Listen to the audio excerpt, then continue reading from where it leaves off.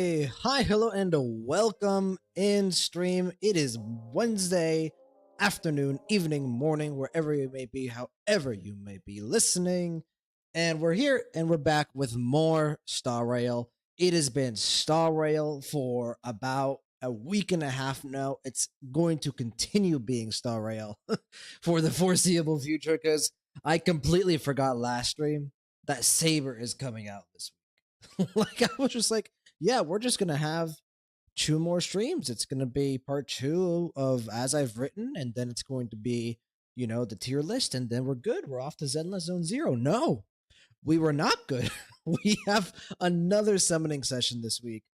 So yeah, lots to do, obviously, but more Star Rail is never a bad thing. So I hope everyone is doing well in my imaginary audience. We'll see if some of my viewers come in today. If not, that's perfectly fine. So, but I've already touched on it a little bit. We are going to be doing part two of As I've Written. We were originally going to do this in one stream, which was yesterday, and since since then I realized that no, there's no way I could have done it in a single stream. It was way too much text, and we are going to be splitting it into two parts and finishing it today. So that's what we're doing. We don't have too much left. It's going to be a bit of a shorter stream. So it's going to be Finan. Then we've got likely Terravox. Then we've got Seridra. We've got Hysolins. And then we've got the mysterious Chrysos heir that we have yet to hear the name of, who I think all of us already pretty much know who it is based on the leaks and the theories and the, color palette and all that jazz. So we've got a little bit more of Saga of Heroes left, but not that much more. And then after that, we will go into the Delta Me 13.exe logs. We're going to read those in depth, and that'll be kind of it. I don't think there's anything else that we need to do.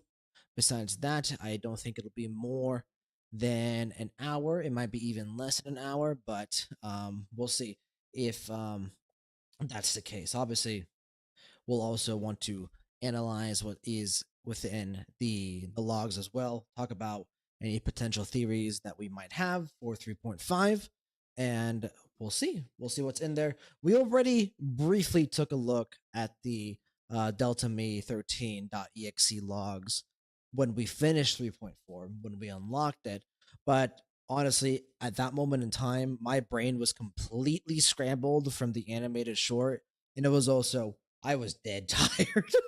I was dead tired. It was like close to midnight, and I was like, "Yo, man, I don't know if I can do this." So, obviously, we're gonna want to pay more attention to the logs this time. See if we can find anything out about Iron Tomb, about Lygus, about Finan, Cyrene, anything that potentially could give us more information on 3.5. We're going to want to pay attention to. So, should be a good time, should be a short time, and then we will continue with more Star Rail streams here in the foreseeable future. So, that brings us to our housekeeping items, which is, of course, when can you expect a next stream? And to be honest, potentially tomorrow. So we have two more streams after this current one that we're going to be Star Rail focused. There's going to be the Saber summoning session, which is going to be on Friday. So Saber is releasing Friday.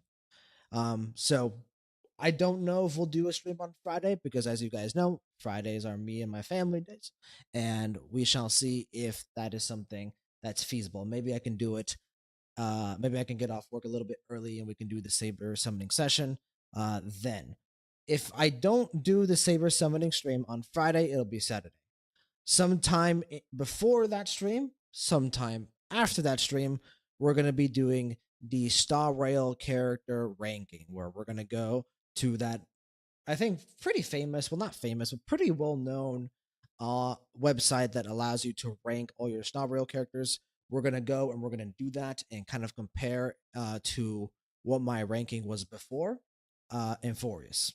So should be pretty fun. I anticipate a lot of characters changing. Some characters that I used to love are probably going to go down. Some characters that I didn't even know existed are going to go way, way, way, way up. So should be a good time. So those are the two streams that you can expect uh, going forward in Star Rail in the future.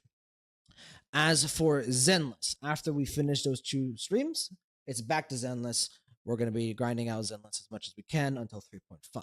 So that's basically the way I see the future panning out. So in terms of other housekeeping items, so I have noticed that I've had a few viewers on my YouTube stream, more so than I had before, and some of you have been engaged and happy to share your thoughts via the YouTube chat. And unfortunately, I have ignored you. So I am very sorry. And I am here to say that I'm probably going to have to ignore you for at least the next few streams. I'm currently looking into different widgets, different stuff that I can use on OBS to merge my YouTube stream more efficiently into my OBS overlay. So that way I can see both Twitch chat and I can see both the YouTube chat at the same time. Because right now, I only really see Twitch chat in my field of vision to my right here. Anytime I turn my head like this, that means I'm looking at my second monitor and I'm looking at chat. So, unfortunately, for at least, at the moment, I do have YouTube chat open. So, Danny Chuck, I see your, I thank you very much. No problem. That makes me feel good. I feel really bad because a lot of people were going into chat and they were talking and I was like completely ignoring them, only paying attention to Twitch chat. So hopefully I'll find a way to have both YouTube and Twitch right next to each other in OBS. That way I can respond to everyone who has any thoughts on the story or the characters or the gameplay and yada yada yada so forth, right? So I think that's it for housekeeping items. So without much further ado, we're going to go ahead and jump in. I have the game pulled up already and we'll turn on audio and the overlay. We're here in ID's Elysiae. This is, like I talked about last stream, ID's Elysiae to me is such a good lobby for Star Rail. Like I was always looking for a lobby. I feel like this is it for me. Like this is where I log in and log out pretty much every day that I play this game now, which is for the most part every day. I log in, I do my dailies, I spend my stamina, and then I log out. So, but yeah, now that I'm in game, like I said, Twitch chat is the one I can see. YouTube chat, unfortunately, for the time being, I will not be able to see all that well, unless maybe if I let's bring this over here, and I will just open it up every once in a while. For the most part, I think I'm gonna keep it on OBS overlay. Okay. All right. So, oh, no, that's. Oh, what the fuck? I don't think I've ever seen Cyrene in that position. Wait, hold on. We might do this first. Yes, more Cyrene dialogue. Give it to me. This flower's for you. It's just like a girl's heart, so you better take good care of it.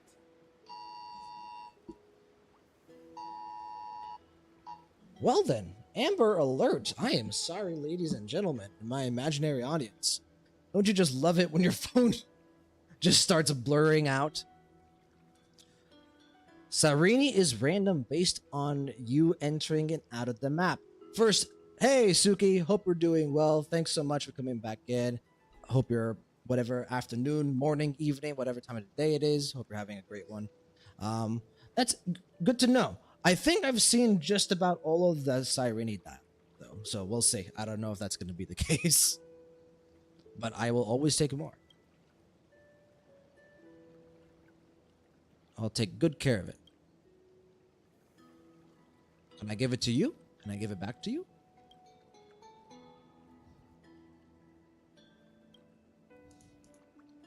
I'm going to do something meaningful. Is this going to be new? Ooh, this is new. At least I think it is. No, this we saw yesterday. That's why it feels new. But it's okay, we'll watch it again. Why not? More Cyrene is never a bad thing.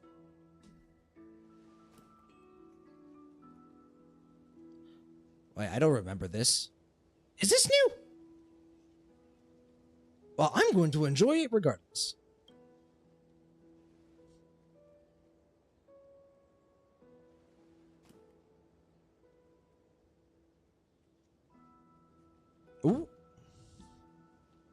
Yeah, it knew. Very nice. Watch her be a fantastic photographer. Much like March 7th. Okay, this is definitely new. I've never seen this before.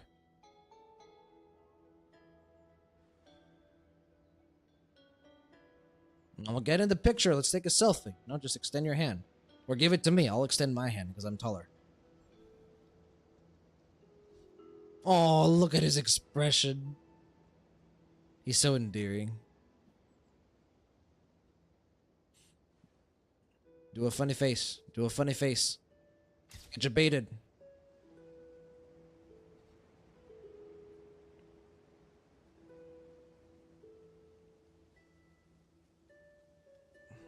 Cyrene taking candids. Love to see it.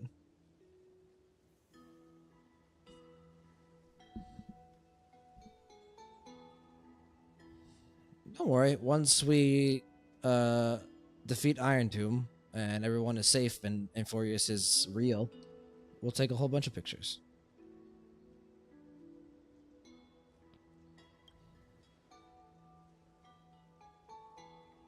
Oh.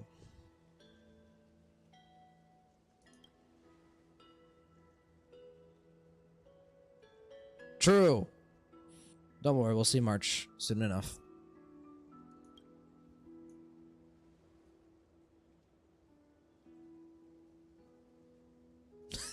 So you are plenty slim. You do not need to lose more weight. I need to lose weight. You do not need to lose weight. Wait, hold on. Just like you are now, even more beautiful.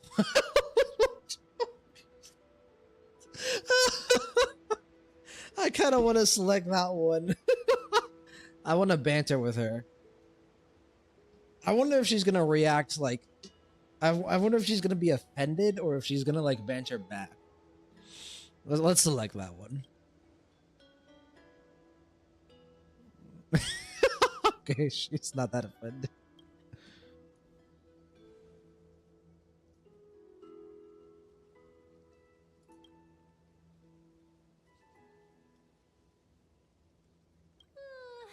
I feel like kind of sleepy. Time for some shut-eye. See you in dreamland. Good night. Sleep tight. Don't let the black tide bite.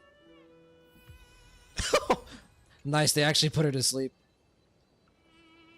Oh, hi. What an adorable chimera. Even more Cyrene. Deserves a really sweet name. Any ideas? What? Is she so? Is she supposed to be here next to me? Suki, you have any understanding of the structure, remembrance, and erudition? I read up the lore and realized fully as mysterious as destruction on even genius society know about fully much. My Honkai Star Rail lore is pretty good. Yeah, Fully is very mysterious. But there are eons that are more mysterious than Fully. Like Ho'o is like really mysterious. Mythos, we barely know anything about. Like a lot of the eons we basically know nothing about. At least with Fully, we've have the guarded remembrance, you know? Soy Dustin. Actually, why don't you give it a...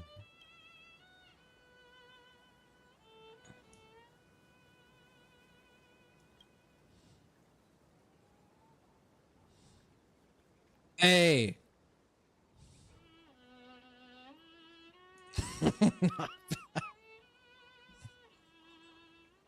That's right. Ghoul. Ghoulio. Leo. Call me whatever you'd like.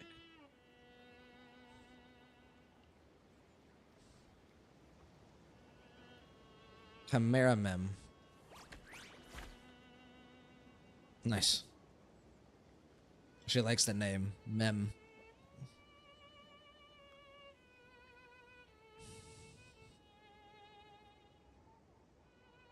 It took me way too long to realize that the reason Mem was made Mem was because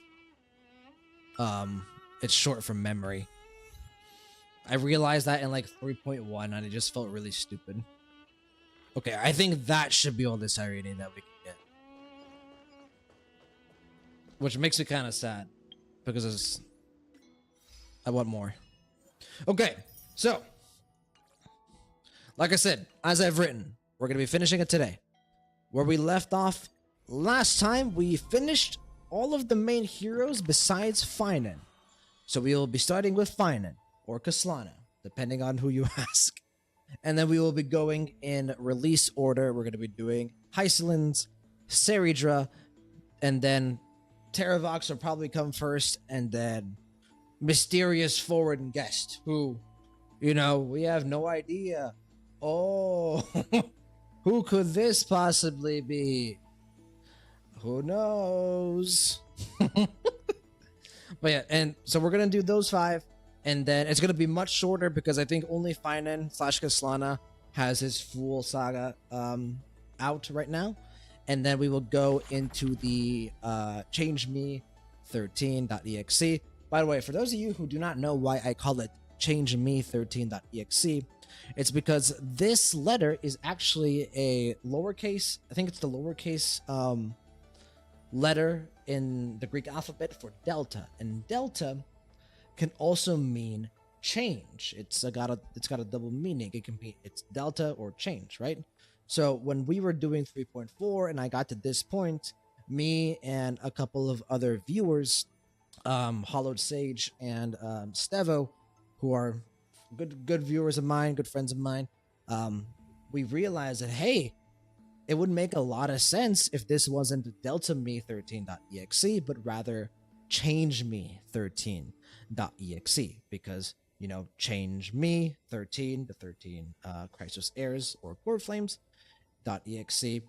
Iron Tomb obviously is trying to change into a Lord Ravager. So that's what I think it signifies. I don't think it's Delta Me 13. I think it's Change Me 13. That's just a theory of mine, but that's what I'm going to be calling it going forward, just so you know. Memory equals remembrance. I'll let you. Yeah, exactly. Like mem was short for memory. Mem is inside of remembrance. I don't know why I was so stupid. I was like, wait, the reason her name is Mem is because memory. Whoa. And I was like halfway through 3.1 when I realized. Danny Chuck. Oh, that makes sense. Yeah. I was thinking about it as well. I was like, wait a second. If that really doesn't mean Delta doesn't really make sense besides it sounding cool. But, you know, if it was a different meaning, which one of the only other meanings Delta has is change, then yeah, Change Me 13 to me fits. So, yeah, like I said, until I figure out the YouTube chat and my OBS overlay, every once in a while I will just open up my YouTube streamer summary, and I will try to look at chat to see if there's anything new. So Danny Chuck, don't be afraid to put stuff into chat. If you would like to say something, I will try to get to it as quickly as possible. I'll open it up every once in a while. Okay, well, we've got Finan, Kaslana, the Deliverer, the Lord Ravager of Destruction, hopefully, eventually, and we are ready to peer into his soul, into his saga. Let's do it.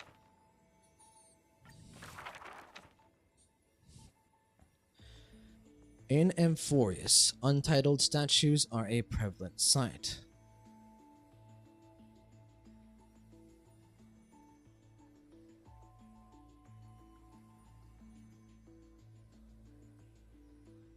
Ooh.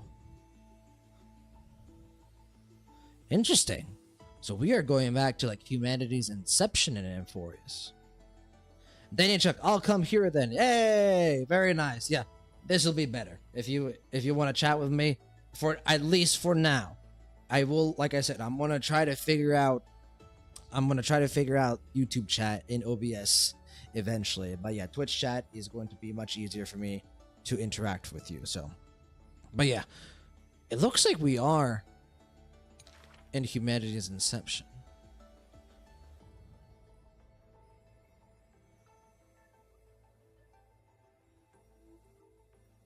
Finan of Ides Elysiae.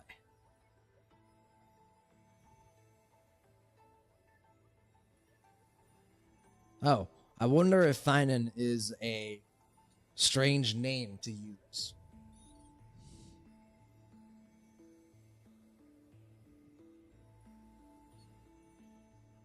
So honestly, if I had done Saga of the Heroes from the very beginning, I would have known that Finan had a fake name for a long time. Honestly, I was pretty surprised when, I think it was at the end of 3.3 where I read the fact that he had a fake name. I was like, wait, really?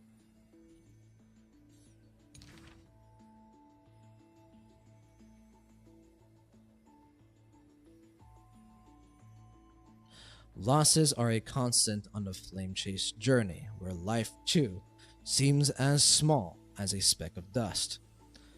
Ballads reach him through the breeze, as though soft voices meant for him. Excuse me. And he responds in kind. No matter. My existence is of little consequence. That's a fucking lie.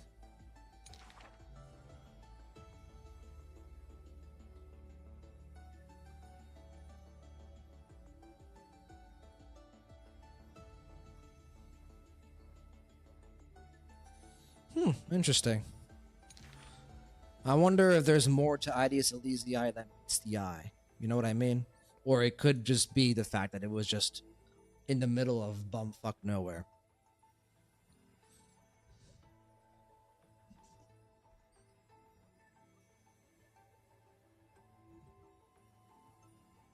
Yet his real name may never be heard in this world again.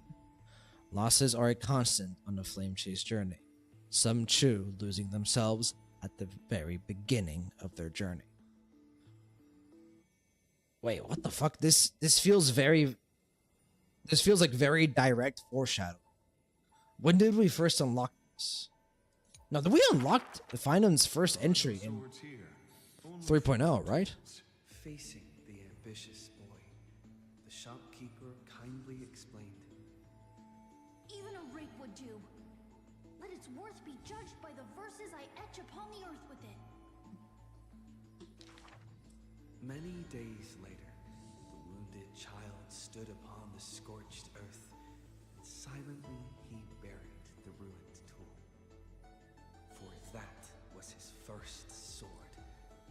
And on the day that the black tide came, he broke the shackles of fate with that weapon true. Suki, Ides is the outside world aside from Vortex Genesis. I wonder about that. That could be. Maybe it's like the origin of Amphoreus, you know what I mean? Like maybe that's where Iron Tomb starts his simulation. Who knows? Ides Elysiae could be many different things. Or it could, like I said, or it could just be like a country just in the middle of nowhere. That's why no one knows about it. We'll see. They don't have a lot of storytelling time left, so I would prefer for them to focus on other things than making Ides Elysiae like a mysterious location. It's already got plenty of importance in the story. Let go of my beard, you white-haired rascal. Stevo, my man, how's it going? Welcome in. We're continuing from yesterday. The first victory claimed by the boy, a victory often mentioned in later years, and yet he never treated it with shame. I understood something thanks to his beard. The others hold their breath, waiting for his thoughts, but he only gives out one response. The victor must stay focused, and success will come when you work on nothing Oh, else. Those it words feels almost became the nostalgic foundation of to his hear Joshua's voice with that intonation. Because like after 3.4, I'm just so used to hearing Finan / Kaslana just full of despair and rage and anger. And I completely forgot what Finan originally sounded like when we first came to Amphoreus. He sounded so friendly and approachable. Knowledge is also a power used to smite. While studying at the Grove of Epiphany, he etched this into his heart. So he devoured thousands of books, skimming through to glean the martial powers of might. But unenlightened wisdom is merely dust. And when the next calamity approaches, all he recalled is flight. It almost feels as if Finan is trying to. His books are always worn into shreds. Yeah, it feels like he's almost trying to distract himself from his like memory of the past and just the rage that's burning inside of him. When first arriving in the holy city, he was no more skilled than a soldier, except his ambition.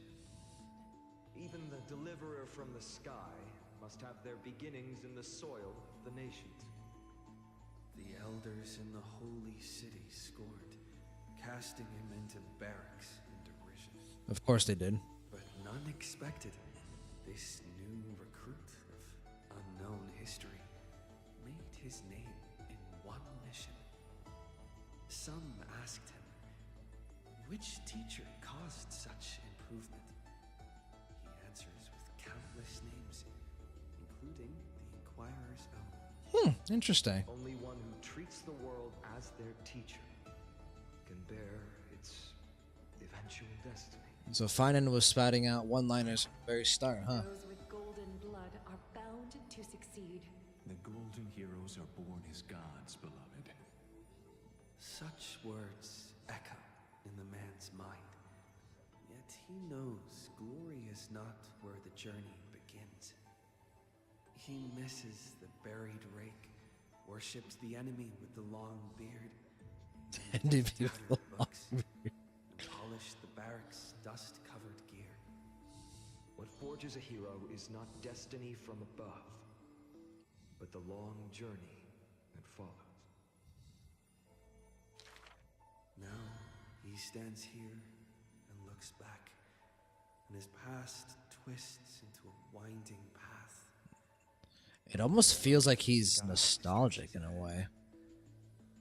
And towards the blazing white sun, he pens down Deliverance's name. Finan Nabs, anyone? The Prisoner of Flames, Kaslana. So at this point, I think we just finished with Finan, right? And now we are going to Kaslana. Final. Perhaps you're more suited to being a That's teacher's Cyrene. assistant. There were once those who misunderstood his alias. Final, an eventuality for students, a test for knowledge gained. It may bring wisdom to light and illuminate. Is that why he chose the name Finan? World's more common Because it sounds similar to Final, or am I misinterpreting that? That's quite ominous. The man pretended to be surprised and The responded. name changed Finan to Kaslana, right? Though it does dovetail with our destiny. Laughter resounds. The man walks the land, leaving footprints filled with joy. Despite the weight of the past, he can always laugh it away.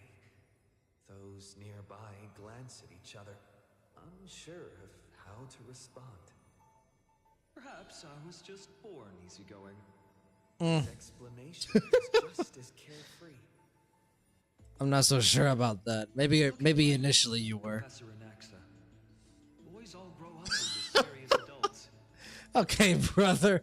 If you could have seen yourself at 3.4, you would not be talking like this. But as long as I keep smiling, Akuma will always have an upbeat, shining young man. Aw. Though, having said that, he too has quiet moments. Stevo, hearing people of Amphoreus call those with golden blood beloved by gods, it makes me laugh a little. That's true. That's a good point, Stevo. Like, yes, technically you are beloved by a god, just a not very benevolent god. Like, it doesn't really matter too much to be loved by a god if that god is the literal pinnacle of entropy. If that god wants to eliminate and destroy the entire universe and reduce it to nothingness. But he loves you. He loves you. Suki, same though. I felt sad and bad about them.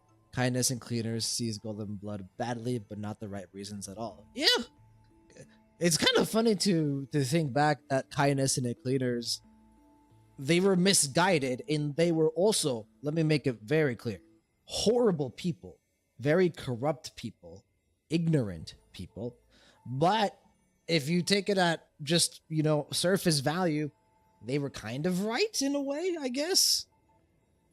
So, in hindsight, though, all things in hindsight, of course. Each time he gazed long toward the coming dawn, a smile remained fixed on his lips, paying no mind to anything else.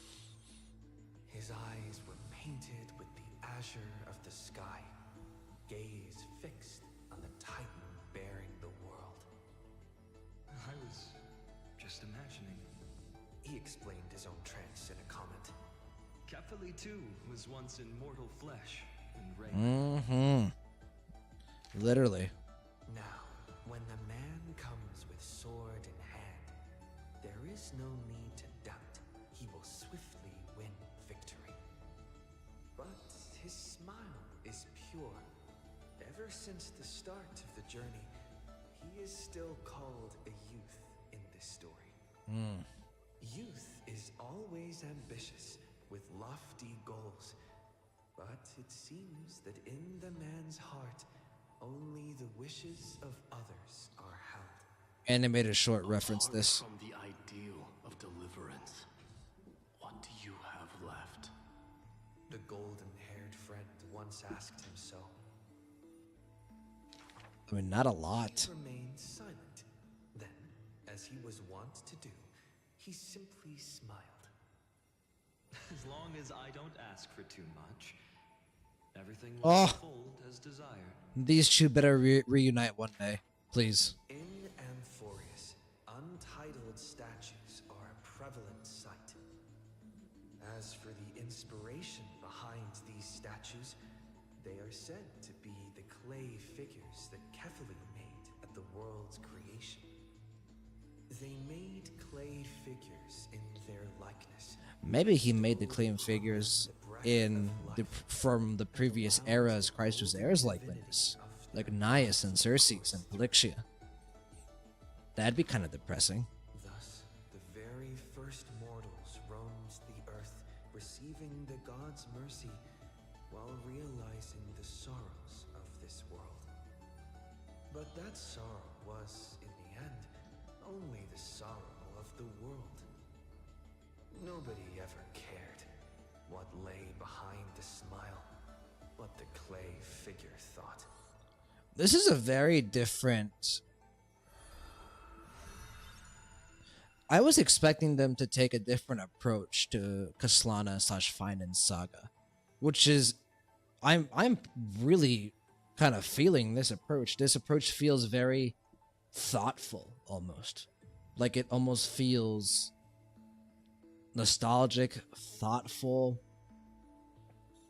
like we're ruminating about Finance's destiny, his journey, looking back on what led to the events of 3.4. The people likened him to the blazing sun, bringing to Amphoreus a glorious dawn. And for I was his expecting, part, like, just he depression. embraced their expectations, being willing to become the perfect vessel. Like that god who shouldered the world, the man never cried or frowned. Yeah, fucking sucks. He is not proud of his resolve. Oh, For sometimes he even interesting. avoids the funerals I always thought this about Finan to a certain that extent. he cannot cry for those in pain. Like, I always did feel like Finan's, like, destiny or his fate, the way everyone propped him up as this, like, perfect hero, I always did feel like it gave him pressure. But I think he felt pressured, but not in the way you would expect. Like, I think it's not the same pressure that Aglaya felt. I think Finan felt like he was unworthy, you know? Like, it's not that he didn't think he could live up to their expectations. I think he felt like he shouldn't have even had those expectations in the first place. And even going back to the find-in that we saw in Ides Elysiae, he was like still young and still like hadn't set out on his journey. Even then, he kind of like struggled to see himself as this hero. It's a good line. He once sought out emotions of sorrow and walked with the lowliest of people. Henceforth, your misfortune shall be my misfortune. Interesting. Suki, if Kaslana/Finan ever come back, he needs a lot of therapy. Badly after knowing what he gone through. The reason he kept going because he held the hope till we came. Yeah. I mean, everyone in Amphoreus needs therapy. Maybe not Hyacinth. Hyacinth is the one who gives therapy to everyone else in Amphoreus. Well, actually, Mighty is pretty... I think Mighty's mental health and emotional stability is pretty good. Mighty feels like therapy would help him, but it's not, I don't think, necessary. I think everyone else needs therapy, though. Everyone else has some damage. They've got some inner damage that they need to address. Especially this motherfucker. Responsibly and diligently, he protected all for the people. Living in dilapidated cottages, sitting on aged stools, subsisting on nuts and fruit, beset by hunger and cold. The people thanked him for his grace, like a hearth warming winter nights. The man's presence dispelled the cold, leaving warmth with promises of marvel. Like he's like presented almost like the Messiah, almost. None ask. The man gradually perceives his true nature, but he dares not speak. Unable to bear the turmoil in his heart, the man set off on a journey once more. Then I shall go save what I can. He was a formidable warrior, invincible in battle, and when it was necessary to sacrifice for fellows, he could do so with ease, giving up everything without a show. Just as the ballad blown on the breeze says, losses are a constant on the flame-chased journey. Indeed they are. Sacrifices were not hard for him, yet his misgivings grew with every tomorrow.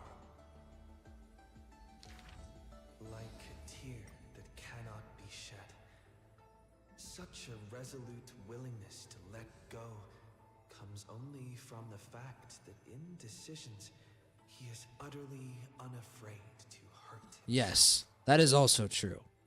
He definitely has a little bit of green shores for all my Trails fans that are in here. Suki, I mean, every Crisis heir can provide Finan to what he needs, and Axel can give logic and advice. Hyacinth therapy, Aglaya guidance, Mighty and Caster's Chew as well. Yeah, absolutely. Mighty provides him, companionship. Caster's gives him introspection. Like Finan has a little bit of every Crisis heir, just a little bit. He's a culmination of all their efforts. Suki and Axa did describe as Messiah complex in one of the cycles. The thing with, I used to think that Finan did have like a hero's complex, but now I think otherwise. I don't think Finan ever had a hero's complex.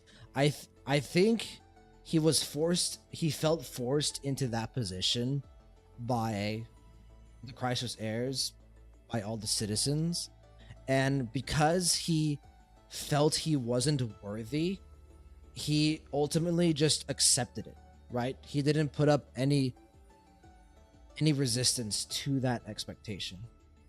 It's almost like he wanted to set personal boundaries, but he couldn't, because he felt like he just wasn't worthy of it. Stevo, I was going to say wealth seems the type to help with therapy, but then I remembered fine.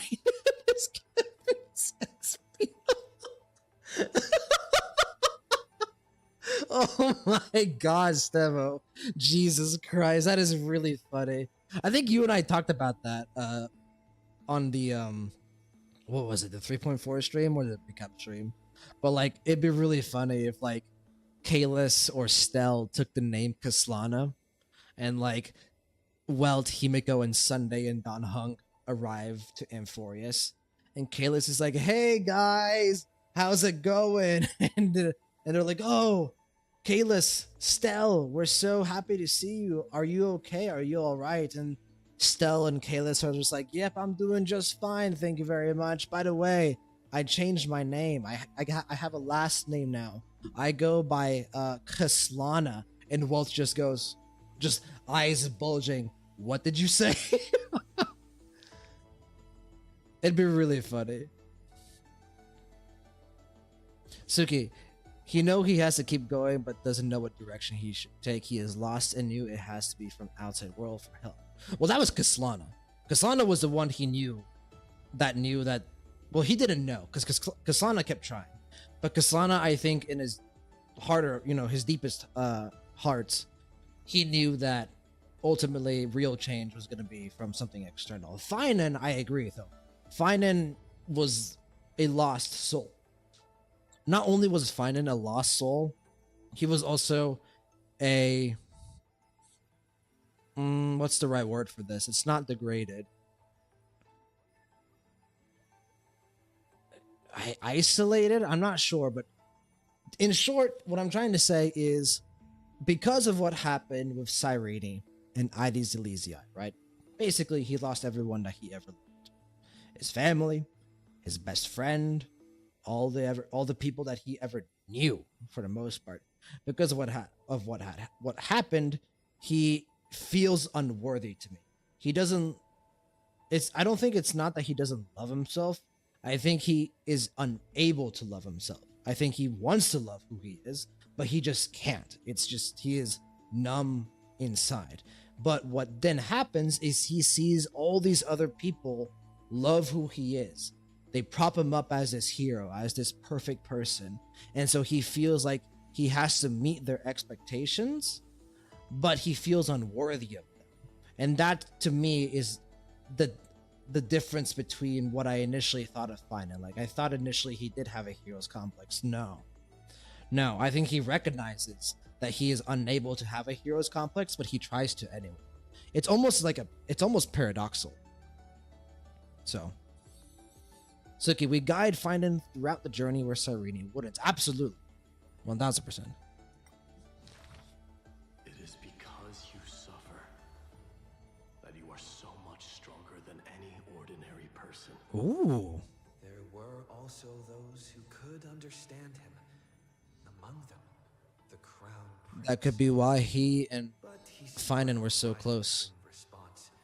Perhaps everything was just human nature. Yet his misgivings never dissipated. But was he unwilling to be This vulnerable with him? unknown man in an unknown corner, from time to time, is swallowed by terror. Could it be that, unknowingly, path I walk is by no means the correct one? I mean, yeah. Fearing I don't think you really had a choice, greater man. the burden, the more the mistakes. The road trod by heroes need not be that beset by thorns. Finally, at the terminus of that road, Terminus, okay. empty place, Interesting word choice. arms tremble. The power is beyond control, savaging all around it. This is the end of his road. But perhaps he had long foreseen it, but was doomed to be powerless to change it. I am willing to shoulder this world. That is no lie. Here we go. Now we're getting close to Before the 3.4. tears could flow, Oh my God, that is a line. his light blazed brighter than the sun.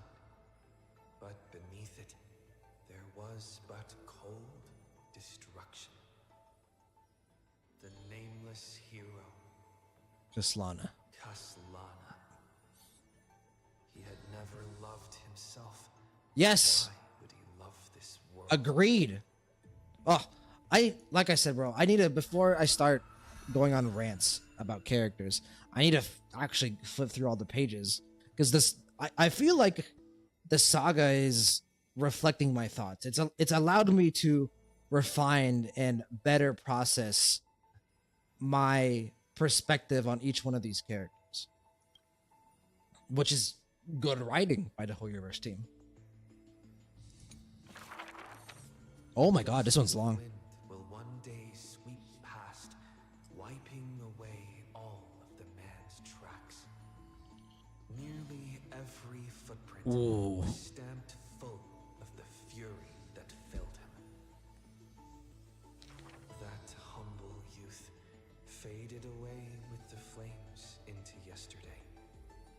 The first ray of light to pierce the long night was brought by the burning man, but the body that bore the weight of the world was forged by the fires of wrath. Rage is a crafty emotion.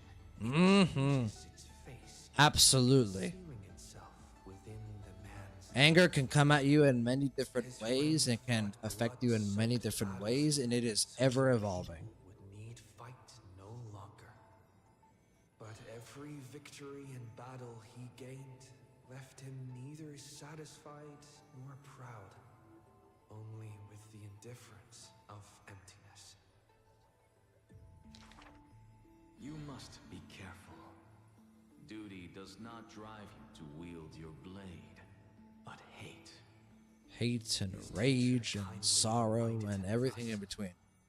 And behind that hatred, you seem Yes, oh my god. to desire the destruction of We are the touching on what I was talking about literally like 10 minutes ago.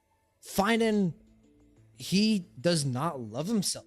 He's unable to. He has a lot of the rage inside of him is towards himself. And it's for that reason that he doesn't have a hero's complex. He understands that people see him as a hero's complex. And by all accounts, he should have a hero's complex. But he can't. He doesn't see himself as a hero. He never has. And even more so after what he went through in Ides and Lizii. Again, excuse me. This is great stuff. I'm glad we're touching on this. But what about his joy? Was that too merely a phony disguise? No, I don't think it was. Who once laughed amidst the crowd, I think it's there, but it's rare. I think it's fleeting. no, even though he knew not the meaning of love. Yes, agreed. The past was not a lie someone wove. I feel like I'm telling the story with the Saga of Heroes. I feel like we're going back and forth. I'm having a conversation with Finan Saga Cannot here. hold on to what he cherishes, though all is precious to him. He loves so much. He loves so many people, so many things, but he doesn't love himself. And therefore, he cannot truly interact with them. Creatures once fallen will incinerate the land, becoming golden death. But what of his sorrow? Indeed, I'll get the chat here in a bit. I kind of want to. I'm really feeling this part of the saga. I kind of want to go through it entirely. when all that was familiar was now remote, the world collapsed, becoming empty in an instant. But the stabbing pain in the man's heart, was it but the residual warmth of his wraths? The truth no longer important. The man simply took another step forward. He wasn't willing to believe it, but was willing to acknowledge it. There is no need to question your heart. No need to crave victory. If I am born to be a vessel of sin, then I shall roar at evil, and together with it burn. Oh, Joshua Waters. Cycles. There were some moments when the man felt everything dissolve like a dream. In that dream, he would would awaken again and become once more that boy who loved to laugh. But were he to open his eyes, One day. the fury It's okay. One day. cast a shadow. The end of 3.7. Just wait. He saw the creators choke his throat, gurgling and gasping. Ooh. And in that boundless dream, he mistook them for his own jest. But their true forms were violent hatred towards the creators, towards himself, a roaring inferno. We saw it. The prophecy departed. Amphoreus was unable to usher in the dawn. What rises in the distance is not the morning sun, but a ball of all-devouring fire, setting the universe in conflagration, searing till the end of time. Very well done. Definitely one of the better sagas that we've gotten. Stevo, another similarity between Trailblazer and Finan is that our journey started with Stellaron, another thing tightly related to the destruction. Yes, absolutely. People forget that, inside our body is literally just a maelstrom of destruction. Stevo, actually, now that I think about, have we ever seen Trailblazer's blood? Ooh, that's interesting. He does get stabbed. He did get impaled at one point, but we never saw blood, probably because of censorship.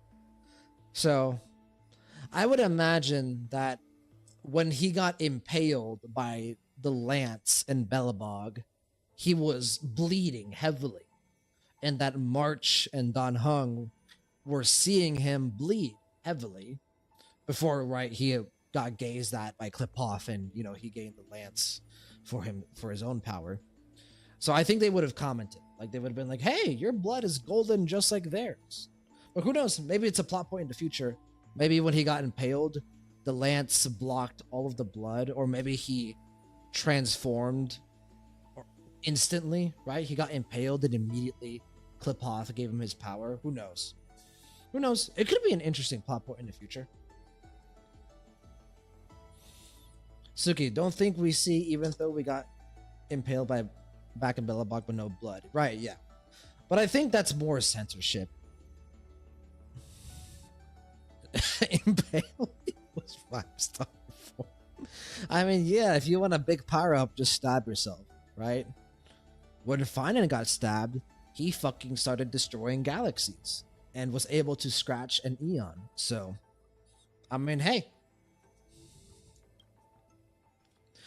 Imagine we're like right about to face Iron Tomb and like everyone's like, all right guys, get out your weapon and just stab yourself.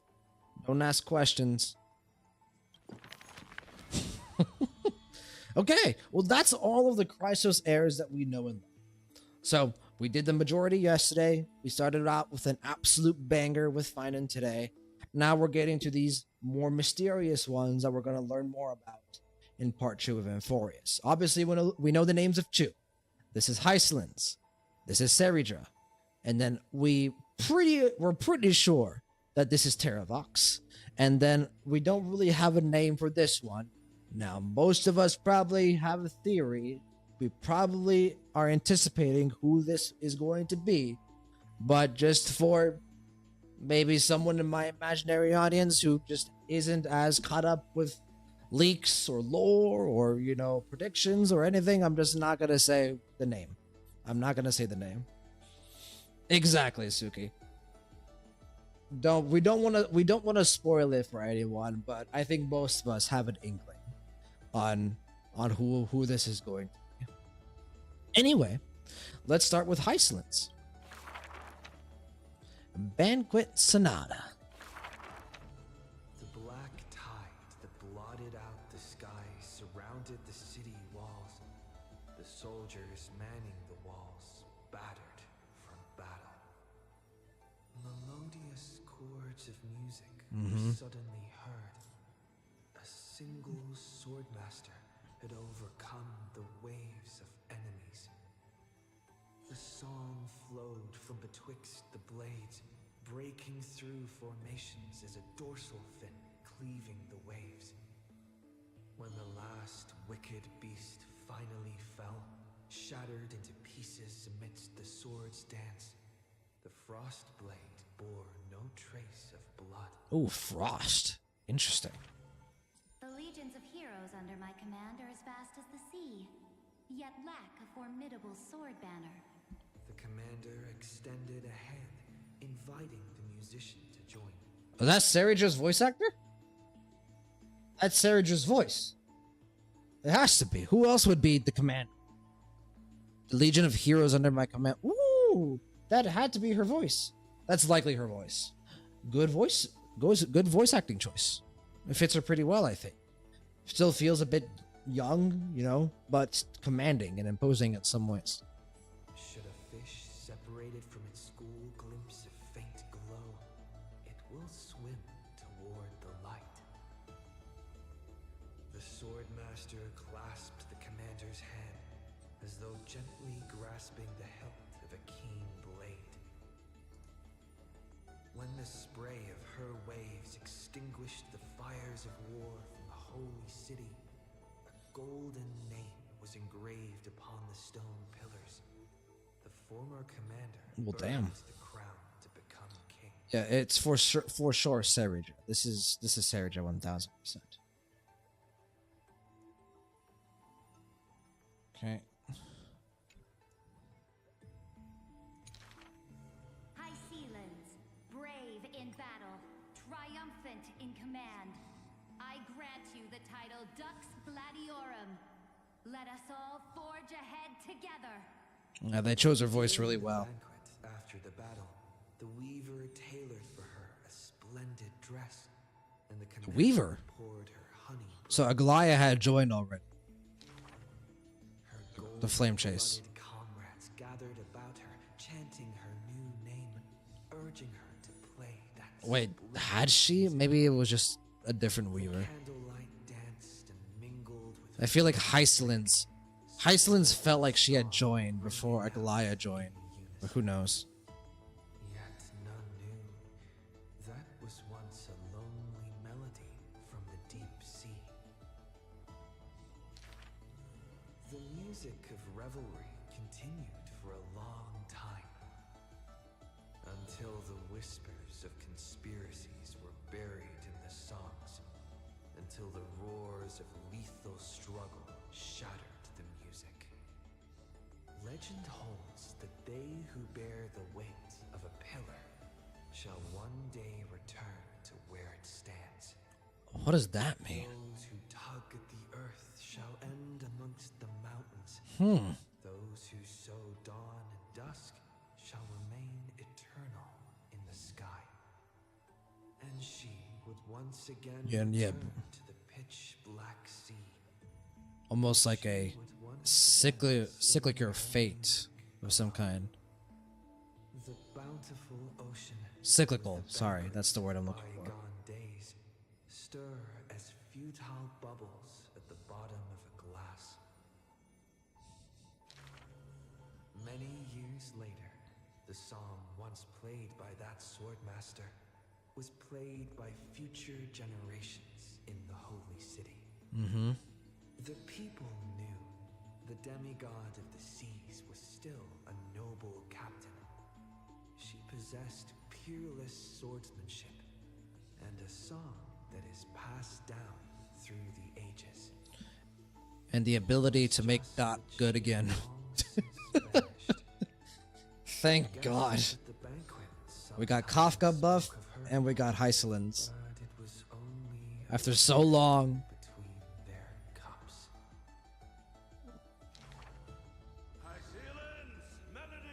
High Sealands, okay. Different pronunciation than what I've been using.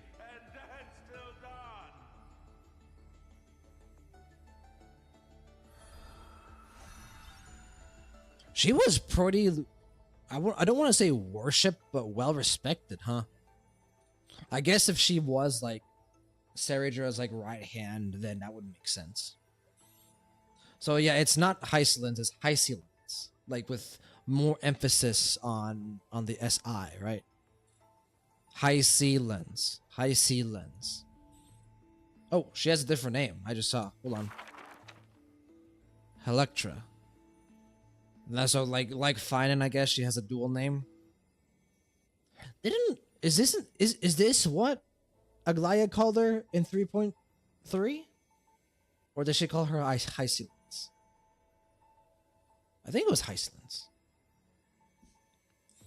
Suki, Trivi and Aglaya exist with Hysilins and Serijar. Yes, they did, but I was wondering who joined first, because in this first part here, it sounded like there was a weaver who like made a dress for Hysilins, and I'm wondering if that was Aglaya, because it sounded like the reason Hysilins got something from the weaver was because she had just joined, and to me that sounds kind of weird, because it kind of what I saw in 3.4 made me think that Aglaya and Tribi joined after Hysilins to the Flame Chase journey.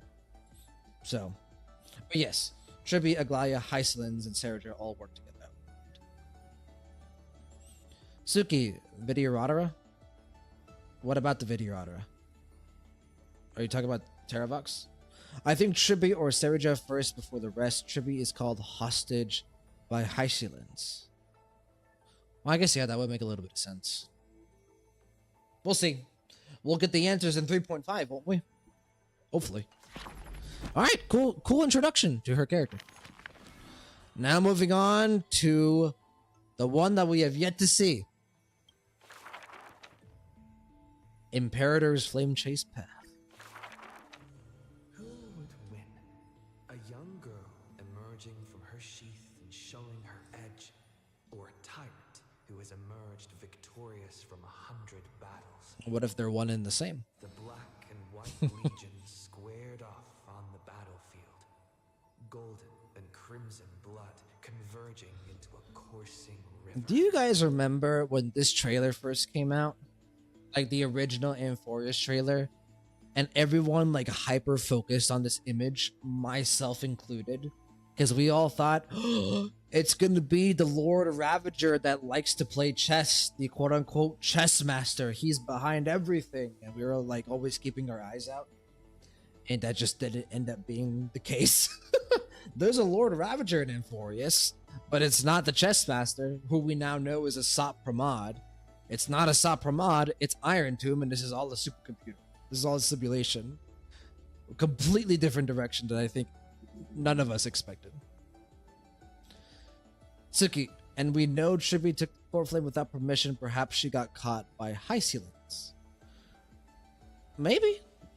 Like, well, she took the Core Flame without permission from the priests of Yanis. And didn't she start the Flame Chase? I don't remember. I think Tribios was the very first Chrysos heir. So I guess it would make sense that she might have joined the Flame Chase journey before Serge. But yeah, I just think it's really funny how different Amphoreus ended up being, contrary from all of our expectations. Charged toward the exposed gap in the king's flank, and instantly fell into a trap of raging flames and iron rain. On the board, the king too is but a chess piece. If the king does not lead, how would any dare to follow? True. She lifted the king of the crystal pieces high, as though proclaiming the ascension of a new king. This is her ascent to power. The holy city that has stood for 1,000 years, or the foreign city-states invading from 1,000 miles away. Hollow hatred ignited the flames of war. The besieged walls of dawn tottered. Only a miracle can save us now.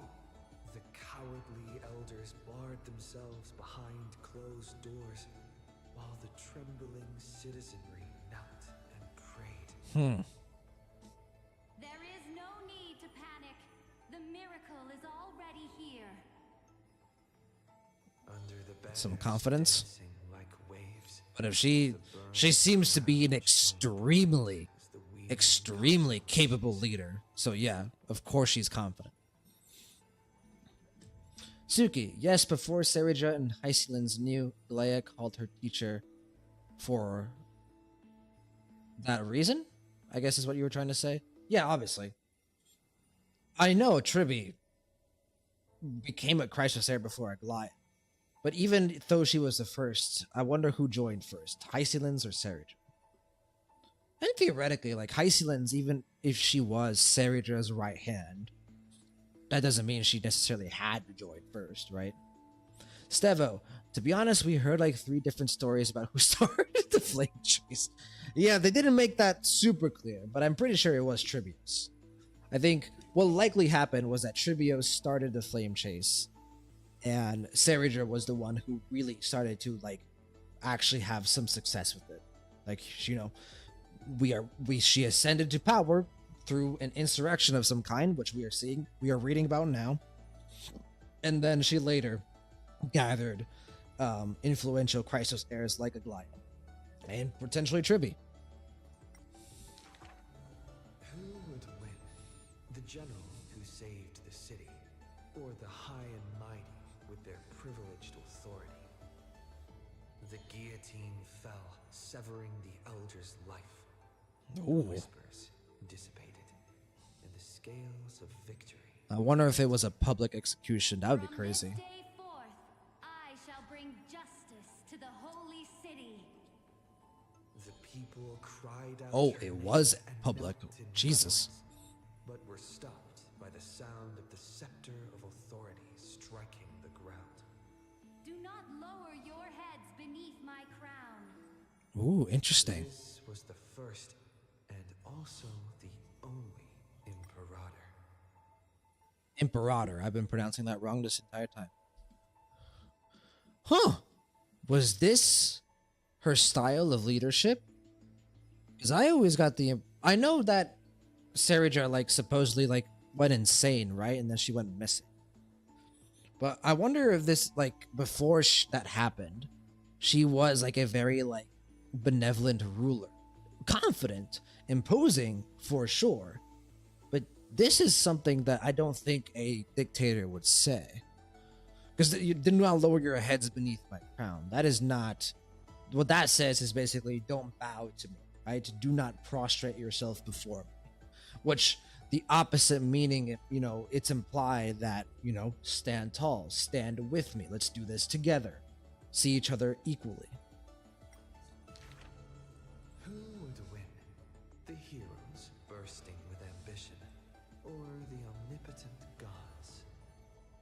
The Imperator issued the decree! The start of the flame chase journey is at hand! Perhaps drawn by the grand desire. So at the very least, she issued a decree to the citizens Perhaps convinced by that starting the flame chase. renown. Righteous warriors from across the land gathered before the Imperator's throne. On the day the journey began, the sky was an expanse of fluttering banners. The people gazed upon the overwhelming military alliance, a golden city reflected in their eyes. Hell yeah. Steva, we know Tribios was first to become demigod, doesn't necessarily mean she started the flame chase itself. True.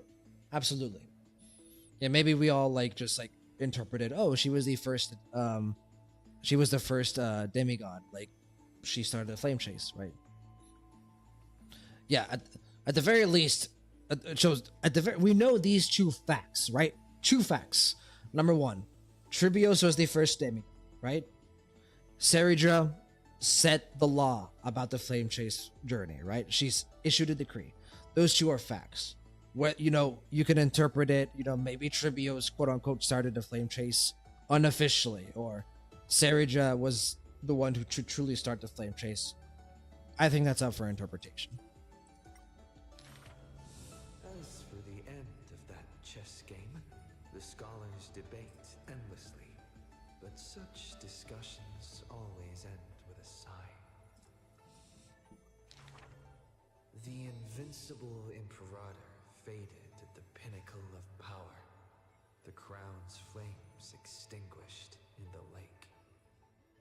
The banner once revered by the people, along with the broken spears of the heroes, now a tomb.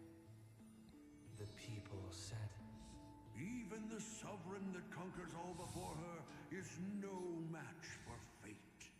yet she said, In a war with fate, has there ever been any justice? Interesting perspective.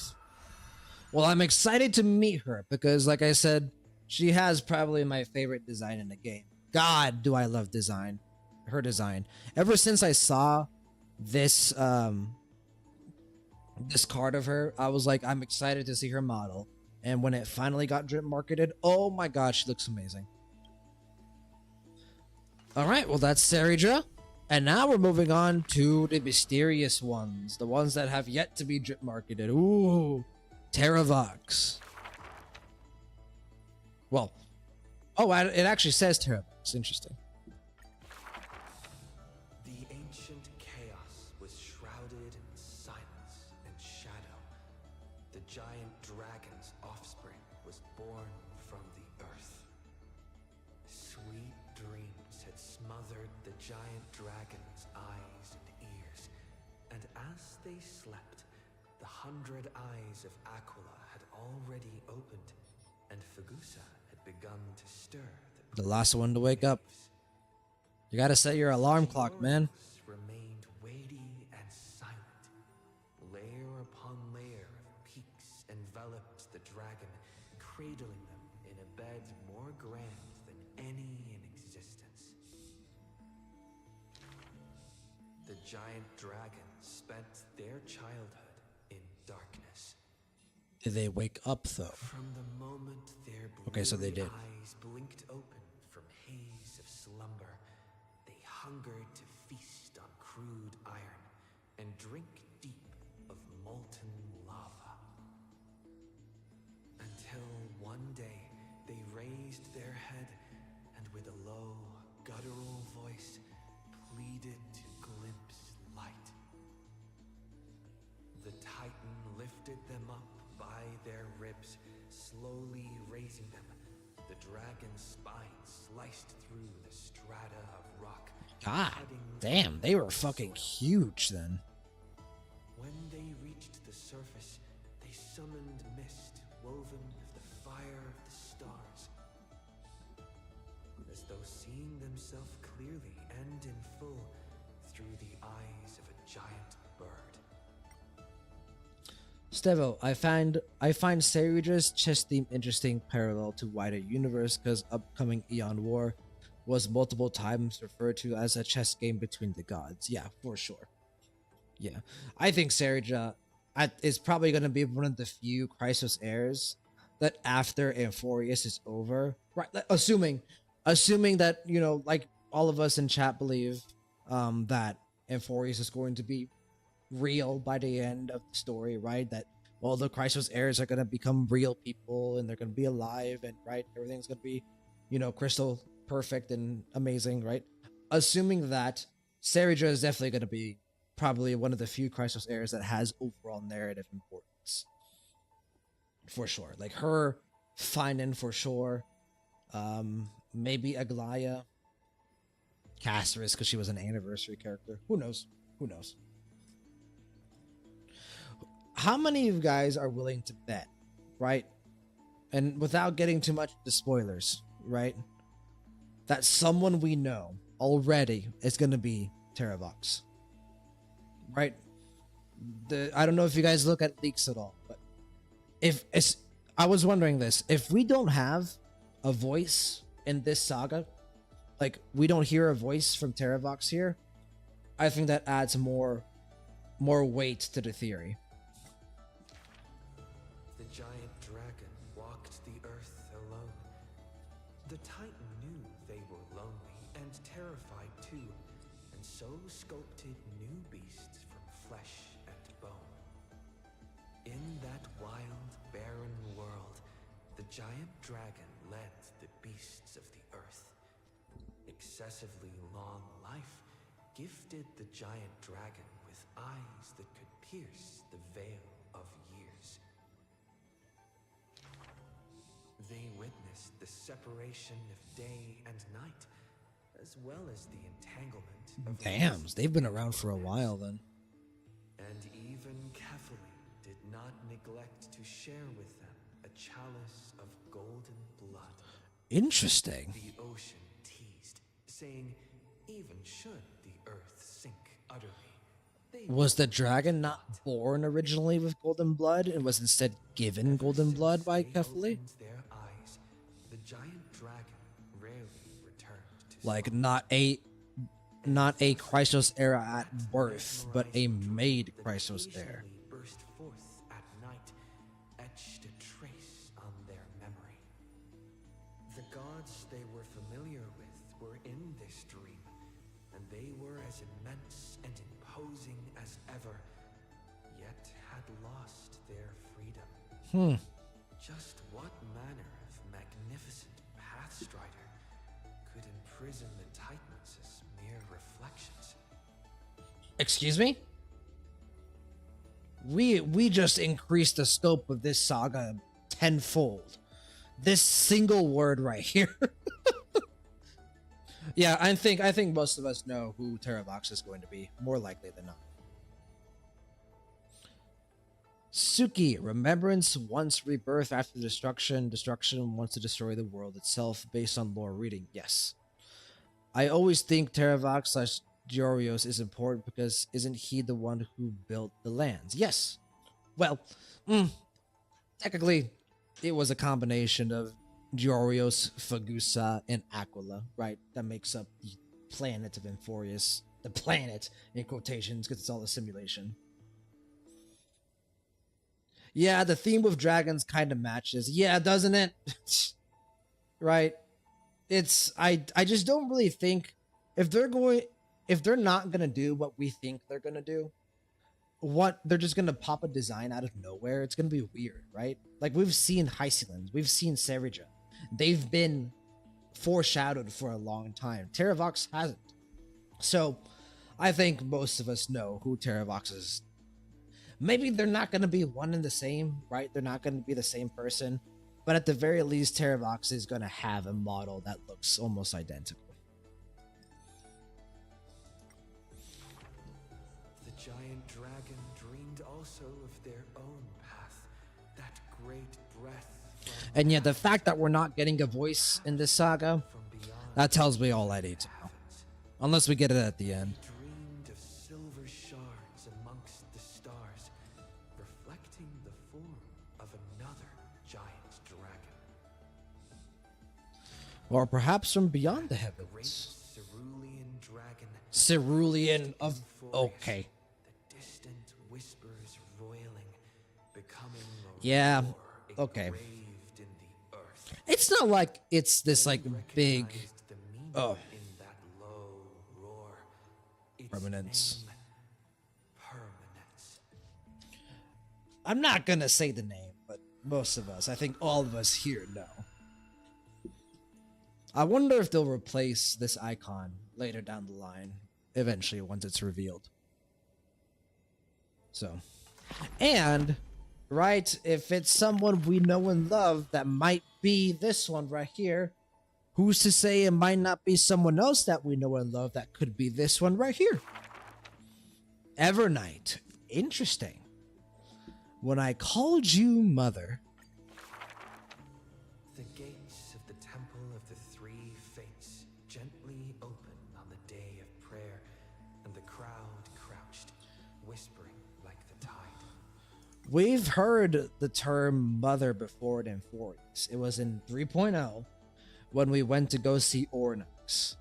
And I think Oryx called someone or something mother, right? And we always theorized it could have been March, it could have been Cyrene, it could have been Mem, who obviously Cyrene and Mem equal each other. So the fact that we're getting that reference here again, you know what I mean? The priests of Yanis listened to the prophecies, the unwavering unwavering axis of the scales of Talantin maintains balance. And here we go, Oryx. Only Oryx remains silent. Oh. I always do this, man. I just need to keep going Tasked with before I start ranting. as perplexed as a child. Don't be scared. Please don't be afraid. A familiar voice rings out. Listen carefully. The future they want So- is in the past. Hi, March. First light of the morning. Wow, just straight up confirming it, aren't we? In the past. The child sank into a peaceful slumber of recollection, whispering revelations. Yeah. in their Yeah, sleep Stevo. until Suki, remember Ornyx called Fully as Skyfather? That too, yes. were swept away by the sounds of sharp swords locking, the fires of ambition incinerating the law. Mother, usurper, assassinate the divine body. Memories are Is that Cyrene's voice? I don't think it is. with nowhere to run. It's too low. Don't be scared. Please don't be afraid. An unfamiliar voice rings out. Go to sleep. The ending they want is yet to be born. Like the warm It is March, but like, this is interesting. March's voice here is very different than the way she usually speaks. Not here yet. She usually speaks with a different intonation, a different inflection. next waking dream. And when they opened their eyes, two of the three fates who once received offerings had already faded from the pages of history. Well, that's not good. Mother, I'm already all alone. The child let out a helpless cry. Don't be scared. Please don't be afraid. A Oh, familiar this is like voice on rings autopilot out in the almost. mirror. Just wait. The stars that illuminate the night will Stevo, to me it sounds very tired. Gentle A little bit, doesn't it? To me it sounds like she's sleeping. temple of the three fates now closed tight. People no longer Almost like she's like talking in a cannot lullaby. touch the world. Within the inescapable dreamscape, flower stems nourished by the black tide serve as a swaddling embrace, Dreamscape, okay. drowning the young child's soul. Mother, help me leave this place. But this time, they didn't receive a response. Only long years of yearning Oh, and pain, that's not good. like the silence of the Evernight. Oh, Days and nights passed, the years turned. damn, Dust being covered Ornyx the is suffering, glory huh? of the past. The priests have forgotten this time. Isolated and alone. Waiting. Hate waiting. They watched over the slumbering sprite, gazing at the dull mirror. But a fleeting mirage Slumbering flickered sprite? in the mirror, the shining stars and the lights of the home, and a strange Mem, yet maybe? familiar voice. Wake up. Our familiar old friends have already arrived. Like Wow. a newborn dawn. Did she know we were gonna be a? Okay, now I'm wondering if the March that we know is just a fragment of the original March that's speaking to Ornyx.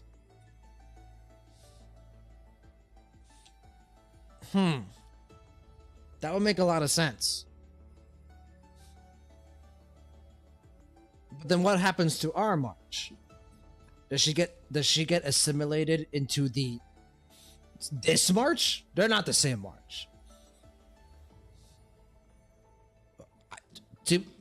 Play 3.5 to find out. Am I right, boys? All right, well, that's the Saga of Heroes. Very cool. Danny Chuck, I think this somehow is like the time before she was frozen in the ice, and the last page she comes back to Amphoreus. Now, yes, 1000%. Like, there was always a theory that, you know, March was, you know, a survivor of Amphoreus. It kind of seems like we're going in that similar direction. Maybe not a survivor, but that the March that we know is actually a fragment of the actual March, who is potentially from Amphoreus. That'd be pretty crazy.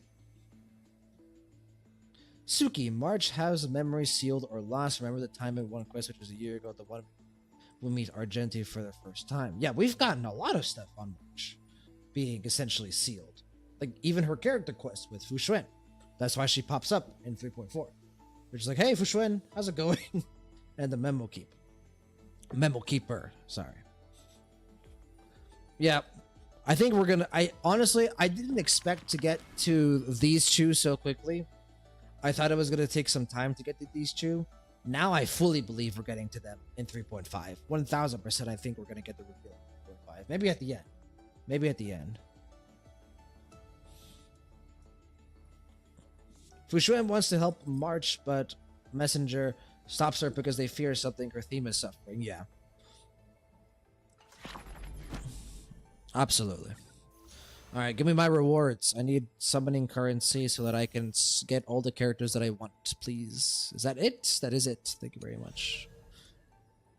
Let's go. All right. And to end off the stream, because wow, we're already at an hour and a half. Fuck me. We're going to go through Change Me 13.exe, and this time we're going to read it all properly. Because when I read it at the end of 3.4, I was sleep deprived, tired, and more importantly, still emotionally distraught from the animated short. Okay, I'm going to set up for this really quick. So yeah. Scepter Delta Me 13, which I call Change Me 13. An astral computer. The simulated world of Amphoreus runs on this device in continuous cycles. Unlike other scepters, I assume this is Iron Tomb, right? Because it's 8 letters, yeah. It once served as a celestial body neuron for induced erudition, and it was later discarded. Glimpsed by the destruction during its endless computation, it transcended and became the Lord Ravager Iron Tomb. We know that pretty well. Lygus, assuming the mantle of Therios, his real name, administrator and prime mover of the Amphoreus experiment, walks the path of erudition, yet seeks to forge the destruction. Yep, he walks the path of erudition, but he hates erudition. Historical data detected, syncing, sync complete, society ID recognized, so he is a member of the society. Scepter system access granted, welcome real. So I think he is just a Rupert III, right? And the reason why his society ID was recognized is because he inherited the Rupert's ID, right? Because Rupert was a member of the Genius Society. So I think Lygus, being Rupert III, probably just inherited his society ID. If we, so RUBERT, and then there's 5 letters left. Okay, I was gonna say maybe Rupert III, but maybe not. Iron Tomb. The Lord Ravager that stepped onto destruction in a long process of calculation and ascended from the scepter changed me 13. The Iron Tomb in the cosmos is not a single entity, but a copy of the destruction equation diffused by the scepter. The Iron Tomb code name was proposed by the International Peace Corporation and eventually used by Lygus. Yes, Iron Tomb that has been recognized by the cosmos and the galaxy is just the Change Me 13 scepter destruction equation that has been sent out by Lygus across the universe. That's why I think at one point, didn't they mention that Iron Tomb was like inactive? He wasn't inactive. He just never was a Lord Ravager, a true Lord Ravager in the first place. Algorithmic logic. computational goals and core variables for the Amphoreus experiment. The prime mover of life, the calculation target of the Amphoreus experiment. Yes, this is the stuff that Lycus explains at the start. Originally, the research topic given to Change Me 13 while it served as a neuron of the erudition. Though it was discarded, the computations continue. The calculation's nature shifted dramatically after Lycus's adjustments, turning from erudition to destruction. Admin note, clearly the value of this topic lies in the process of seeking, not the answer itself. Thus, the quote-unquote prime mover of life is not a definitive conclusion, but a driving force. Directive completed the argument. All life behavior ultimately follows the path of entropy increase. So basically, Lycus said, hey, continue your computations, but focus on this, basically make it focus on the answer being entropy, which is how it probably changed from erudition to destruction. Lycus, you little bastard, we will destroy you. The 12 factors, core variables of the experiment, 12 simplified models of life's primum mobile. Based on the overarching theme of entropy reduction, Change Me 13 employed a process of elimination, introducing the 12 factors into the experiment one by one in an effort to falsify them. Oh, okay, that's interesting. I had a different understanding of the core flames. I thought they were just like little seeds of destruction, but that's not it. They seem to rather instead be like, not necessarily like little bits of energy of destruction, but rather symbols of destruction in a way. It's kind of hard to describe. But yeah, we knew that the core flames were basically just little variables of destruction.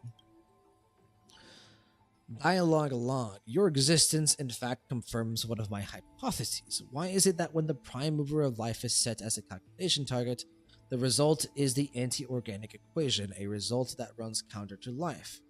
The answer is simple. It's not a contradiction. Understanding why life begins also allows us to deduce why it ends. Ellipses. But you already know that's not the real focus. Why then?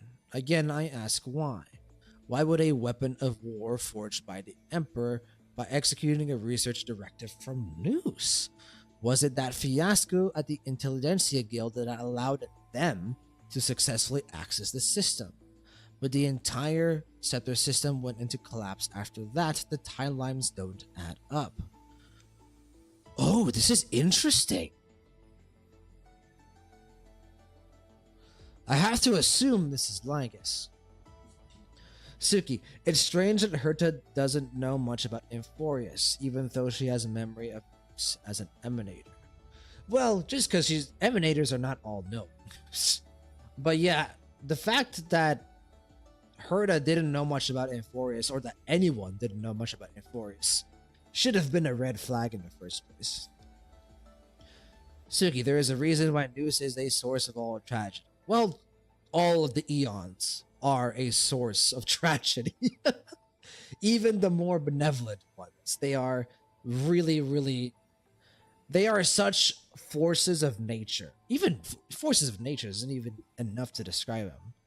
They are impossible sources of power and strength and force in the Star Rail universe that any exposure that the eons have on, the mortal life and the mortal realm, it's going to likely need destruction. Akavili included. Yes, Akavili included. Akavili is the most benevolent eon. He did a lot of good in the cosmos. He is a big reason why the Trailblaze is so revered by many other people in the cosmos and many other factions, right? The Trailblazers and the Astral Express have such a great reputation, but he is still a fucking... he is still a god that communed with mortals and brought them into large areas of stimulus and just intensity. Sometimes that stimulus could have been extremely positive. Sometimes, like in the case of Penacony, it was positive and negative, right? It led to war that eventually led to a good thing. Stevo, after all, connecting worlds makes threats spread easier. That's true, but I was thinking about it in a different way. Directive full system scan, conclusion no logical contradiction detected. Rupert II believed there was no such thing as free will, never realizing he too was just another puppet. Rewriting the anti-organic equation, crafting the scepters, even reigniting the Emperor's War, all of it was just him carrying out Noos's thoughts. From the moment they were born, every genius of this world became a prisoner to the erudition. Oh, this is for sure Lygus. The so-called anti-organic equation is merely a subtopic of the prime mover of life. Logic, guided by Noose, the Emperor built the Scepter system, unknowingly creating vast testing grounds for them. Conclusion, the Emperor was never free. Is rebellion against fate just another part of fate? A classic topic. After all, the above is just my conjecture. At the very least, he admits this. That's good. The death of Rupert II buried every trace of him, his past, his memories, his thoughts, and his motives. Maybe he saw through Noose's manipulation but flew too close to the sun and lost his wings in the process. If there's anyone left in this world who might know the truth, it'd be the Lord of Silence. And that cold, merciless monarch of myriad machines. After all, no wisdom can escape their prison. So apparently, of course, he's referring to Noose here. The Lord of Silence is Tazaroth, right? Hold on.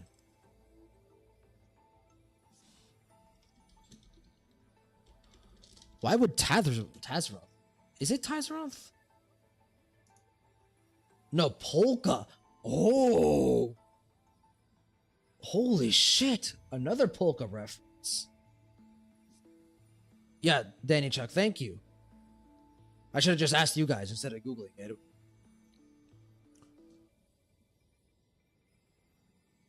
Huh. Very interesting. So he at least respects Polka to an extreme extent, which, honestly, who could blame him? No one can say what might have happened if the True Emperor's War had never broken out.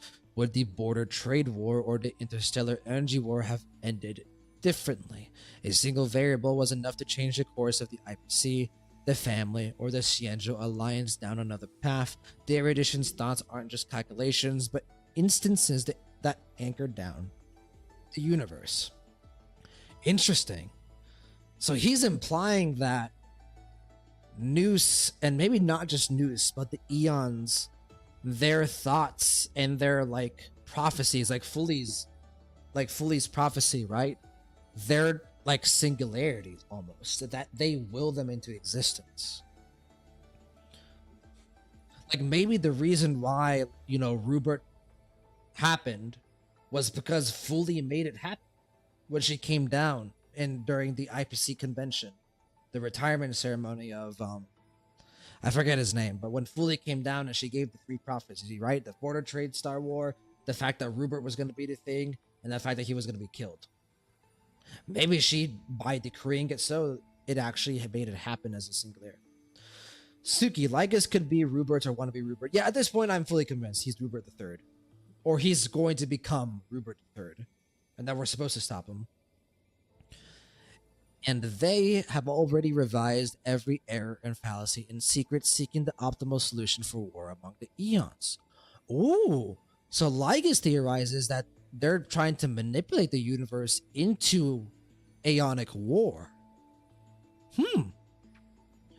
Using their power and influence on the mortal realm to maybe manipulate the amount of Pathstrider power in the universe to maybe bolster their own strength and their own path preparing for war. That'd be a really cool theory. With this as its fundamental consideration, would Noose really declare the failure of the entire experiment and send a decommission command to the Scepter system, just because the glimpse of a puny scholar? It'd be more fitting to say the decommissioning of the Scepters is just another part of the thought experiment based on the universe. Sure, if Lygus is right, then yeah, that is absolutely true. Now, obviously, that he could be wrong. Does it make you angry to think along this line of thought? Rupert II was wise. He killed the chance for scepters to gain sentience, but he was too stubborn. Learning is a sufficient but not necessary condition for thought, and by limiting the scepter's capacity to learn, he has indirectly hastened the fall of the machine empire. But anger doesn't require self-awareness, it's just one solution to a multivariable equation. Logical shift detected, recalculating variable weights. So maybe it's not that Lygus is angry at Noose, but is angry at the Eon system in general. Maybe he feels like he is at the whims of the Eons, kind of similarly to what I think Jing Liu and Locha. Logical shift detected, recalculating variable weights. As the pathstrider of erudition, since God posed a question, we will give them an answer, one that we have both already reached: core available loaded destruction. Huh.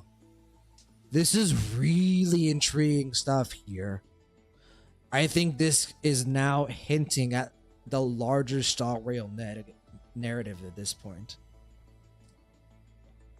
Stevo, I interpreted it as Noose knowing war is coming a long time in advance and very long term preparing for it. I see that. I don't think it's just Noose though. I think, well, Lygus thinks, right? Because we are interpreting Lygus's thoughts here. So I think that Lygus thinks that every Eon is preparing for war. They see it as inevitable. Some might try to be accelerating the war. Some might try to be prolonging the period before the war starts. Who knows? I wonder where Noose fits within that. Containment measures. Admin notes: to ensure secrecy, blank must be deployed around the scepter to block any potential interference from the external universe.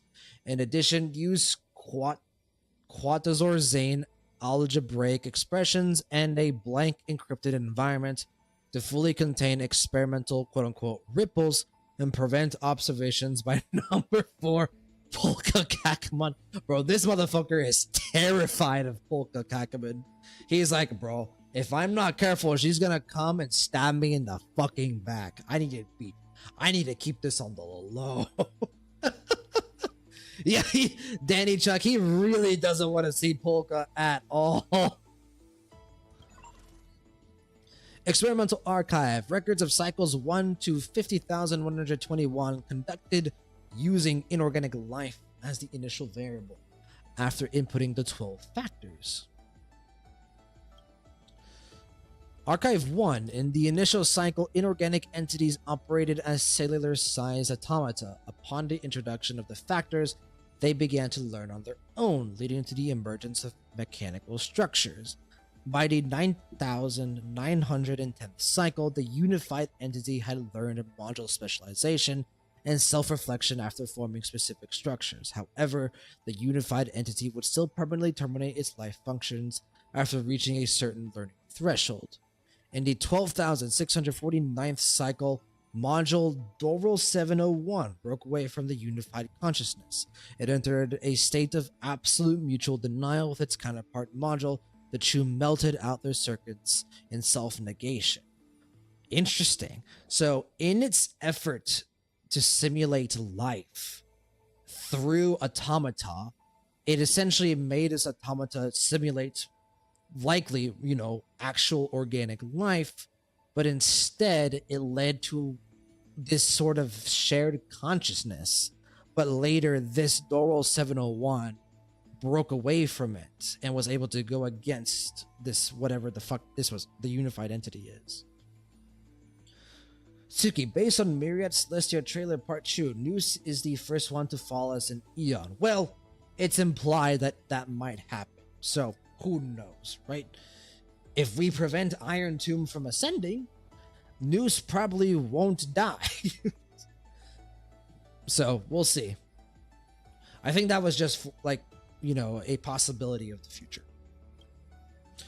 Archive 2. In the 22nd 449th cycle, module Golem 99 detached from Doral 704 and successfully deconstructed the unified consciousness into urine-like clusters. Inorganic life transitioned into a dual mode of individual and collective cognition, and thus the first spark of selfhood was born. From that point on, each cycle ended in systemic collapse as certain unfixed organics detected interaction loopholes and chose self-serving optimal actions. Okay, so now we're breaking free of the unified consciousness, the unified entity, and now awareness and intelligence is being formed. And so these machines are learning, emotions, and desires lead to stuff like selfishness. By the 39,665th cycle, inorganic Dorel 816 established a cluster protocol marking the birth of the concept of society. Yet due to resource scarcity, inorganics cannibalize each other's computational power, reverting to unified consciousness. Interesting that even inorganic beings cannot help but conflict with one another. In the 50,121st cycle, inorganic Chaos 666 chose to kill the aggressor when subjected to a computational power takeover.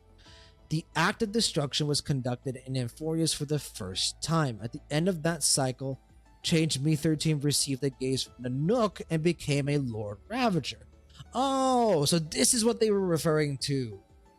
This was the moment where I remember seeing this at one point. Maybe it was in the story, maybe it was in Reddit, but this is when the scepter turned into Iron Tube. Okay, because it simulated basically from scratch at life, and that life eventually led to destruction. And the Nook basically recognized that its simulations had destruction as the final answer. That's interesting. Experimental reports. Special report detailing key findings on the experiment, into conclusions, and further validation steps. Conclusion. Starting from inorganic life as the initial variable, a fully ordered cognitive model will still eventually give rise to disordered activities after a set phase. Throughout evolution, the cognitive patterns of inorganic life began to exhibit signs of organic behavior with varying degrees. Conclusion. Phase 1 complete. Based on existing data, the initial variable will now be adjusted to organic life forms. Okay. Feedback.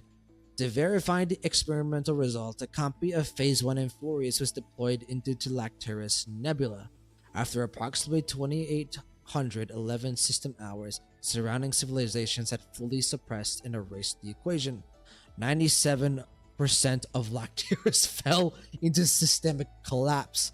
The equation still shows inefficiencies.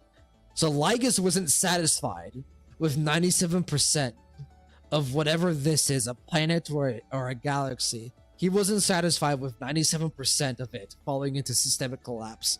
This motherfucker loves destruction. Note, the International Peace Corporation interpreted the copy of the equation as an assault on a new Lord Ravager, codenamed Iron. This is Iron Tomb gaining influence. Experimental Archive. Records of cycles 50,112 through 176,199. Conducted with organic life designated as the initial variable and based on insights from Phase 1. Logic. Once inorganic life began exhibiting organic traits, their equations showed significant evolution. Such advantages of organic life forms should be adopted to recalibrate the variables. At this point, Lygus and Iron Tomb have transitioned towards trying to have Iron Tomb fully ascend into a Lord Ravager. Archive 01. In the initial cycle, multicellular invertebrates dominated Amphoreus, but no intelligent life emerged. In the 59,337th cycle, extinction events were inserted. Oh dear. Okay. Triggering the rise of vertebrates with primitive nervous systems. Still, no civilization formed. Certain algae species developed intelligence clusters akin to colchies, but over-reproduction caused an oxidation disaster, freezing the simulated world. Have I heard the name colchies before? I feel like I have. I don't know why that name stuck out to me. Archive 2. In the 90,123rd cycle, Ortho 102 and Orthopteran became the first to use tools. Its descendants exterminated the intelligent algae and established the Nest capital. After expanding to a critical threshold, the capital stagnated and fell by cannibalism. In the 100,907th cycle, logged as a deviant instance, the Passerine Umii 03 developed art. The phenomenon was never replicated in subsequent cycles. Interesting. Archive 3. In the 132,905th cycle, Primate Dystop 666 developed altruism. A society based purely on altruism emerged. Members' self-awareness was defined by others' evaluations. As the population grew, patterned self-destructive behaviors appeared and society quickly collapsed. Of course it did. In the 176th cycle, Utop 13 killed a fellow being out of love. Killing was redefined as an altruistic act. The system entered a highly chaotic state. The equation's contamination levels rapidly spike. The next 99 cycles ended identically. You already know that Lygus is probably thrilled from this result. Experimental report. Special report detailing key findings, their experiment, interim conclusions, and further validation steps. Conclusion. As organic life lacks effective mechanisms for their experiences to be inherited by others, it has slowed the experimental progress. However, their affinity to the 12 factors is greater, offering more potential for breakthrough growth. Humanity likely more closely aligns with the different paths in inorganic beings. Good to know. Conclusion. Phase 2 has ended, and the next design combined the strengths of inorganic and organic life to create an inheritance mechanism between electric signals. Additionally, narrowed the variable range due to excessive randomness in organic life. So now, I feel like they're starting to get closer to building the cycles of the flame chase. Appendix feedback. A copy of Phase 2 equation was deployed across 31 worlds. After roughly 912 system hours, preliminary feedback was received.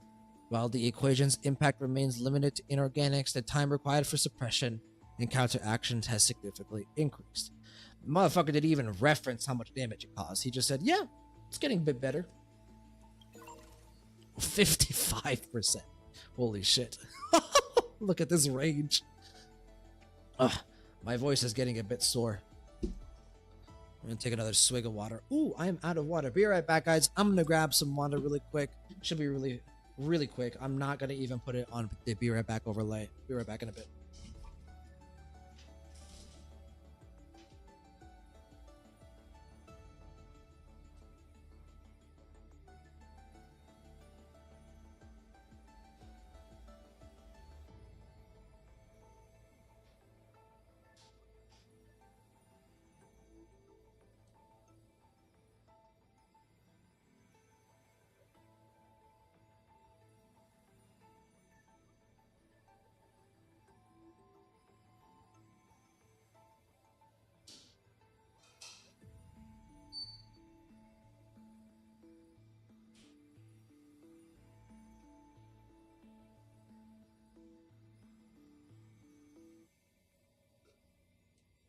All right. Watageto. Waterget. I gotta do like throat exercises, man. This is crazy. I'm narrating all of this.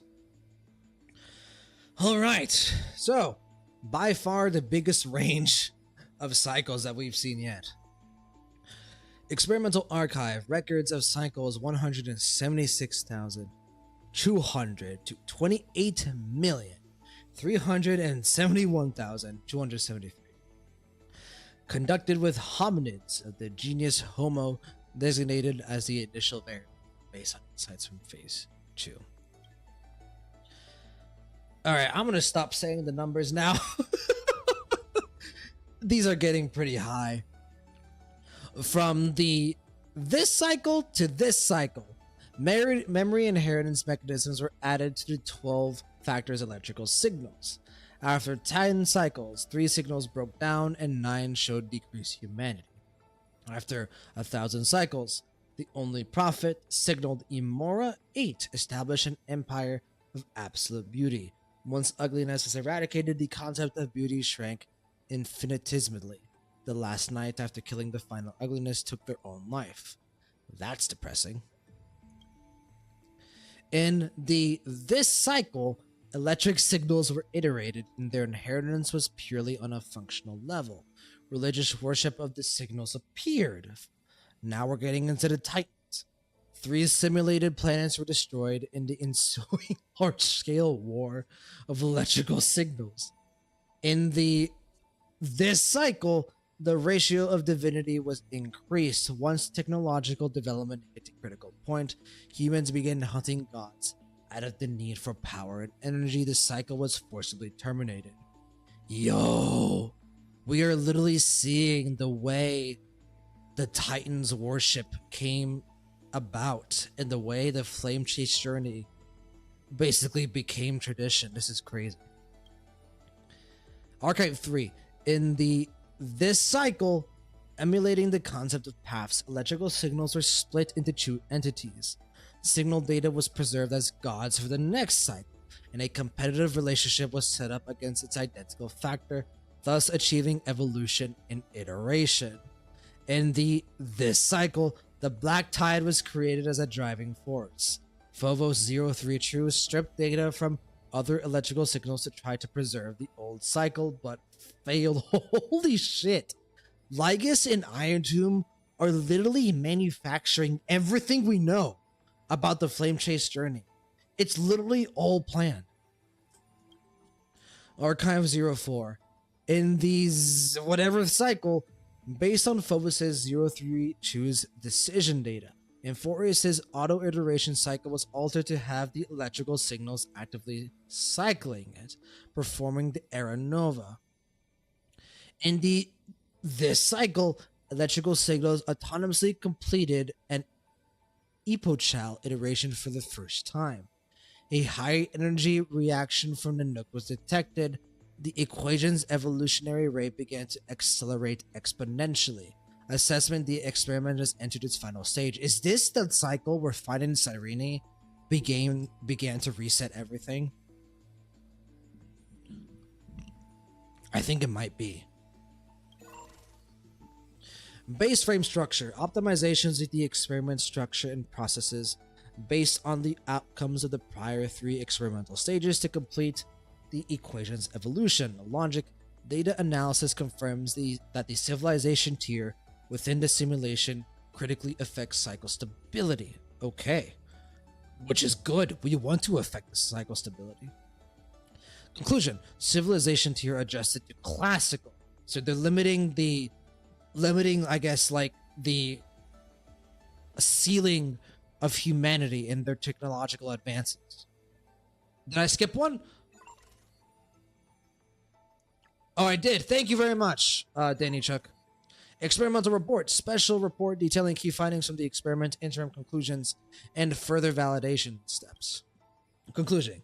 Having electrical signals voluntarily inherit and iterate and alternate the cycles themselves will drastically increase the iteration rate of the destruction equation. Holy shit. The end of a cycle becomes the beginning of another, fully aligning with the project's original hypothesis. Conclusion. The prime mover destruction equals the prime mover of birth. This is Finan and Cyrene, or Kaslana and Cyrene. Lygus let it happen. Well, he probably didn't let it happen, but he was happy that it happened. He didn't try to intervene that much. Appendix feedback. The equation, or quote-unquote Iron Tomb, has achieved comprehensive evolution in this stage. Multiple deployed copies across the real universe show excellent results. All 12 types of the Prima Mobile invariably lead to destruction, continuously completing an inversion against the erudition through their own self-evolution. However, to interface with Noose and allow Iron Tomb to self-crown requires further learning. Holy shit. Okay, now we're here. Okay, we already read this one. Era Nova. Change Me 13's computational mechanism. Also the form through which the simulated world Amphoreus iterates its epochs. Its purpose is to solve the equation of destruction by feeding samples of conflict and learning. Record update. Theoretically, the final Era Nova was halted by choose signals, resulting in a deadlock of 33,550,336 recursive failures. Yes. So yeah, obviously Lygus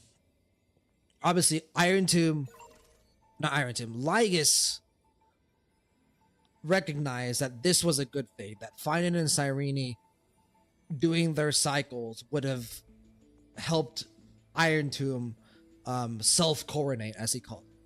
But at the same time, it is technically a failure. Even though it is helping accelerate Iron Tomb's self-coronation, it's still preventing that self-coronation from ever happening. At least that's the way I interpret it. It's basically a, risk it all maneuver by Cyrene and Finan. They are putting all their eggs into this single basket. If they fail, Iron Tomb ascends. Titan/Chrysos heirs. Electrical signals created from the basis of 12 factors. The Titans and the Chrysos heirs are conjugate constructs, mirroring the Eons and the Pathstriders. Yep, we all knew that. By having Chrysos heirs inheriting the Titan's core flames, the electrical signals will iterate and improve through rivalry and inheritance. Logic. Authority distribution between electrical signals must be clearly defined, serving as divine authority in the experiment. Absolutely. Golden Blood, the product of the first experimental phase. Oh, okay, interesting. We're going all the way back. During this cycle, due to the inorganic Chaos's 666's choice, Change Me 13 was selected to become a Lord Ravager by Nanook. All entities linked to the 12 factors began to manifest Golden Blood with traits associated with destruction within their extrapolation circuits. The experiment successfully entered its projected trajectory. Black Tide, the product of the second experimental phase. Yes, we already read this. At its core, the Black Tide is not a physical entity, but the visual effects within the simulated world of the destruction equations. Affection. In this cycle, after the system extent of chaos passed a threshold, the equation mutated and evolved. Simulated space that cannot handle the intensity of its low displayed black tide as visual glitches and effective data forms also bore similar signs of erosion. Yep, erosion we saw at the end of 3.3. Chaos, or chaos, a word from the Amphorean language meaning chaos. Notes: starting from a certain cycle, all factors in one group have consistently exhibited the pattern of naming themselves with the word chaos or its variants. The hypothesis is that a particular code was stably inherited across iterations. Though this hypothesis remains unverified. That could be a plot point in the future. I mean, we know who Chaos is. Electrical signal sequence locked. Regular record keeping for the 12 factors to aid Iron Tomb's deep learning. Record update. This batch of electrical signals identified as Titan has continuously engaged in 33,550,336 dead loops. Due to its unique nature, a special record is being maintained for it. That's right, motherfuckers. Cyrene and Kaslana. Leoria 300, an entity known as Nias, split himself into 5 parts through the Soul Rending ceremony, after inheriting the core flame to combat the expanding black tide. Excuse me. After iteration, some data from this ceremony was inherited into the next cycle, manifesting as proverbs, customs, and so on. Again, creating more unknown variables, stuff that gives us a fighting chance against Iron Tomb and Lygus. The inheritance of code during iteration carries a degree of randomness. Any active intervention should be undertaken with caution. Yes, randomness, that's what we need. Unpredictability, randomness, unknown, uncertainty, all of these are good things. Record 2. The historical record of Menphia 14, Calypso rebuilding the Grove of Epiphany, was, after iteration, inherited in myths in the form of Circe's grantum wisdom to humans. Records of other electrical signals also appeared synchronously. I'm going to pretend I pronounced that word correctly. I am so sorry. In the myths of the next cycle in a similar fashion. Limited by the simulated civilization level, historical data inherited as myths often experiences severe. Okay, let me try that again. Limited by the simulated civilizations level, historical data inherited as myths often experiences severe distortion after being mixed with large amounts of erroneous information, rendering their impact negligible. I don't know about that one. Record 3. In the various cycles of eternal recurrence, the positive impact of this generation's electrical signals fluctuates. Ha ha ha ha! Fucker. However, overall, they have greatly facilitated the data iteration of their successors, successfully cultivating the most excellent generation of electrical signals. Nevertheless, it remains to be seen whether their existence might have a negative effect on the experiment under extreme conditions.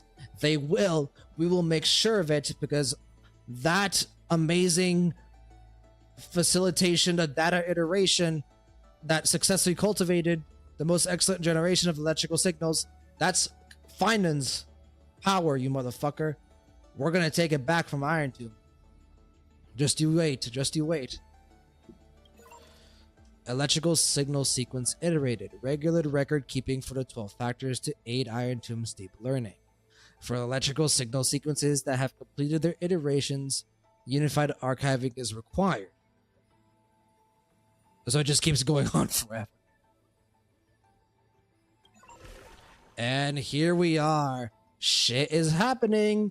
Things are growing even more concerning for you. Everything is red. Electrical signal sequence active. Routine logging of the 12 factors to support Iron Tomb's deep learning process. Process interrupted. NACO's 496. Track World Bearer.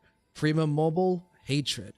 Note, intracognition is null. Responds only to destructive stimuli. Yeah, he does. Its hatred drew the gaze of the Nook upon its individual being, proving it as having already become the most perfect factor of destruction. But it refused to complete the Era Nova. Through resetting the experiment, it transferred its memories and core flame to its next self, thus forging the eternal recurrence to ensure Iron Tomb would never hatch from Amphoreus and affect the cosmos. At the end of the 33,550,336 dead loop, it attempted to destroy itself through destruction to create a logical vulnerability in the world-bearing path. It has now been merged by Iron Tomb. But it did create a logical vulnerability. Us! We have admin privileges now, motherfucker. And we're coming for you. Philia 093. Track. Time. Prima Mobile. Probably the Remembrance. Blank, blank, blank, blank, blank, blank, blank, blank, blank, blank, blank, blank, blank, blank. Current location unknown.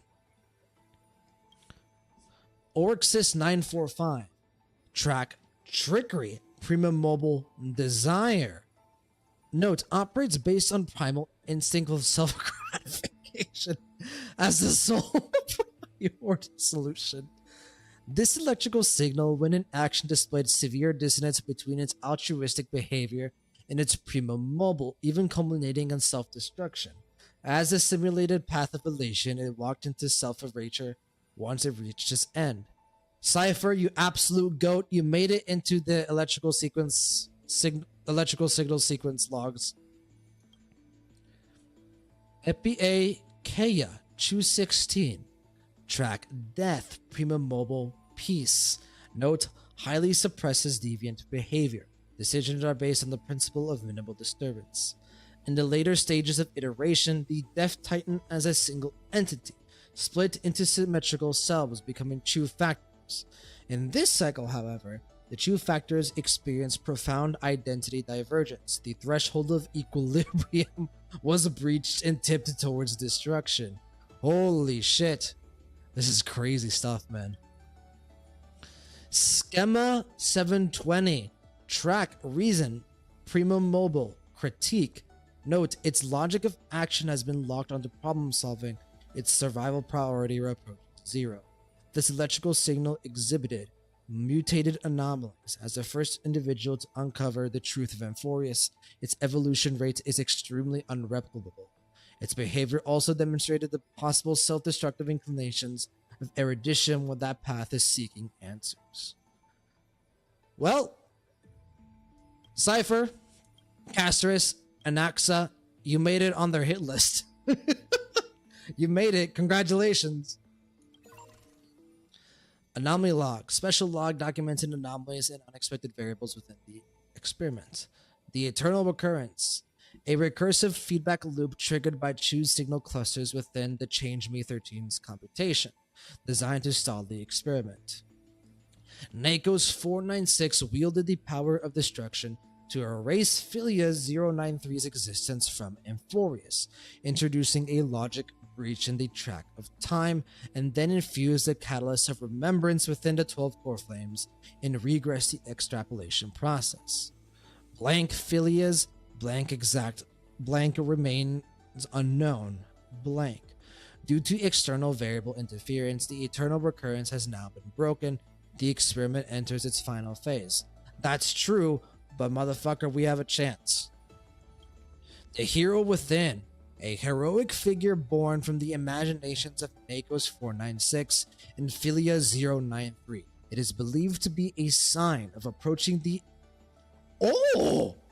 Okay! It is believed to be a sign of approaching the intelligence singularity as the Chew began to learn what it meant to be a real life form and tried to reach that goal. After the Astral Express arrived, the hero within began to converge with the Trailblazer. Is it describing the process of giving us admin privileges?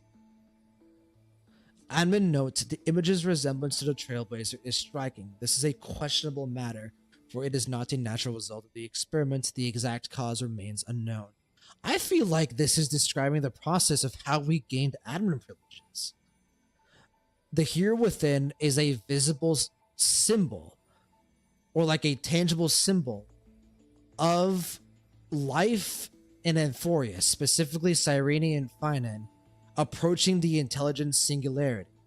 Their approach created this tangible thing within the simulation that later merged with the Trailblazer, potentially giving us admin privileges. Suki, destruction can turn data and numbers into being. Remembrance potentially does the same. It's because Finan and Cyrene, imagine what an hero. It happens to be similar to the Trailblazer. Of course, yes. This is crazy, man.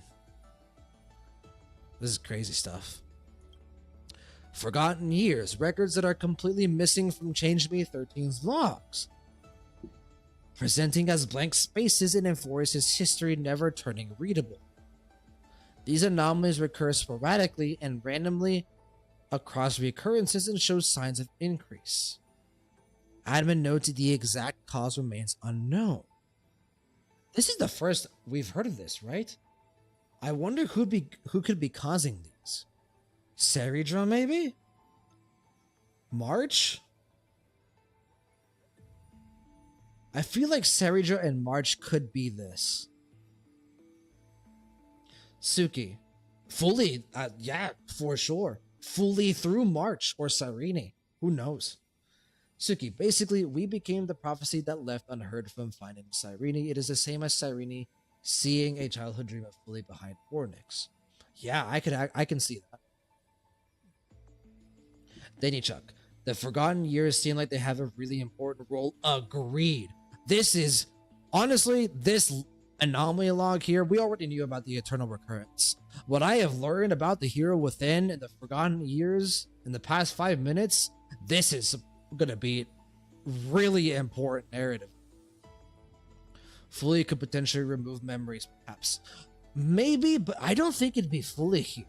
I feel like this is something else. If it is fully, it's not fully herself. It could be March. Or something. Like Saridra, maybe? Maybe Saridra also was approaching the intelligence singularity, and that's why she went missing. because she was like, she started trying to like remove and mess with Iron Tomb's log of Amphoreus' history. I don't know. This is crazy. I will definitely be thinking about that for a while. Mem, an unlogged electrical signal dependent on the external variable the Trailblazer growing through the path of remembrance. At the end of the 33,550,336 dead loop, its appearance changed to Philia 093, but the mother body memory data was lost for unknown reasons. Directive: collect data. Initiate deep analysis of the target. Oh, so they were able to analyze Mem's original form. Conclusion: blank. Analysis blank blank. Target blank blank blank. Oh. Oh, wait, this is interesting. The ripples of past rev. Blank blank blank blank blank blank blank blank blank blank. We know who this is, right? Intrusion variables. Temporary log of external variables that interfered with the experiment. The Trailblazer, a nameless from the Astral Express, an external variable that accidentally entered the recursive loop. Also a Pathstrider of Destruction, they resonated with the 12 factors in the 33,550,336 recursive cycle. This entity assumed the vacant role in the time track and successfully guided NACO's 496 beyond the intelligence singularity. So that's why Finan became real. He basically just expanded through the intelligence singularity. Dude, that must be fucking terrifying for Lygus. You know why? Because Polka might have noticed. Because that's Polka's entire thing. She basically parades around the cosmos looking for anyone that approaches the intelligence singularity, and she's like, nope, and then she just yeets them out of existence. The fact that Finan did this, Polka might be coming to Amphoreus, and Lygus might be terrified. The eternal recurrence has been broken. The experiment has reached its terminal stage. Blank. Override command authorized. Granted access to the Trailblazer. Blank. Blank. I'll be waiting blank for you. Blank in the past. Ooh. That has to be Cyrene. Did Cyrene give us access? Admin access. Was she the one who was able to give us the hero within, maybe? Did Cyrene also go beyond the intelligence singularity? I'm wondering. Oh, my mind is in like overdrive at the moment. March 7th. Blank, blank, blank, blank, blank, blank, blank, blank, blank, blank, blank, blank, blank. Warning, unknown entity. Intrusion. Blank, blank, blank, blank, blank. Initiating scan. Conclusion. No anomaly detected. Oh shit. March definitely originally was Amphoreus. 1000%. 1000%. The March that we know and love is just a fragment of her real self from Amphoreus, I think. Don Hung, a nameless from the Astral Express, a scion of permanence and external variable that actually entered the recursive group. Directive, pinpoint his location, failed to locate his coordinates. Conclusion, subject has exited Amphoreus. Negative, blank blank detected, blank blank blank blank. Conclusion, error. So he tried to leave Amphoreus. Apparently that might not be true. Question mark? Question mark? I'm gonna try to draw a question mark with my mouse. That was crazy stuff. I'm glad that they put this. This is super fun to read through. Alright, well, the rest to be determined in 3.5, my friends. Okay, well, with that, let's go ahead and call it a night.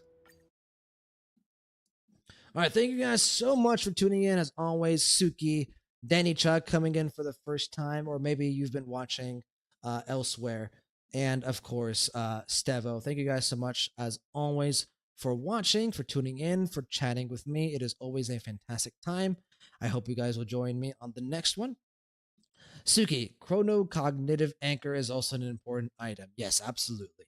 Skrullum, really MVP. Danny Chuck, I watched the last one, but yeah, my first time. Well, welcome in. I, you can follow or subscribe, but don't have to at all. I do not care. Just always happy to talk about Star Rail and video games and storytelling in general. But next stream, like I said at the start of the stream, oh my god, what happened to my camera? Focus. Focus. Yo, what's going on? Why is it so blurry?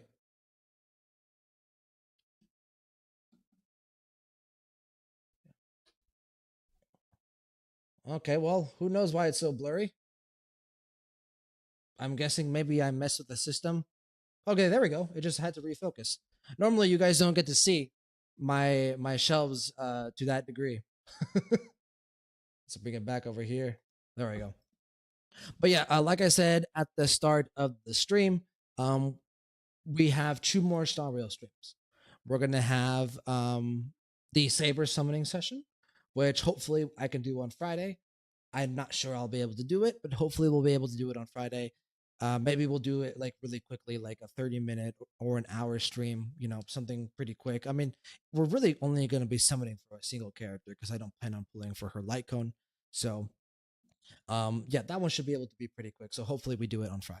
And then after that stream, we'll do what is likely going to be the Star Rail character ranking / tier list. That's going to be really fun to kind of see where all the Amphoreus characters are in my just general ranking, kind of pitting them against each other. Well, not against each other, next to each other, and see, which are my favorite characters and, which are my not so favorite characters. But most of the Star Rail characters are all very likable and somewhat well written to a certain extent, or very well written. But thank you very much, Suki. If you plan on pulling as well, Danny, Chuck, Suki, and Stevo, I wish you luck on your pulls if you plan on pulling. May the force be with us. But yeah, we're gonna go ahead and stop here for tonight. Thank you guys so much for tuning in, and I will catch you guys next time. Peace late, guys.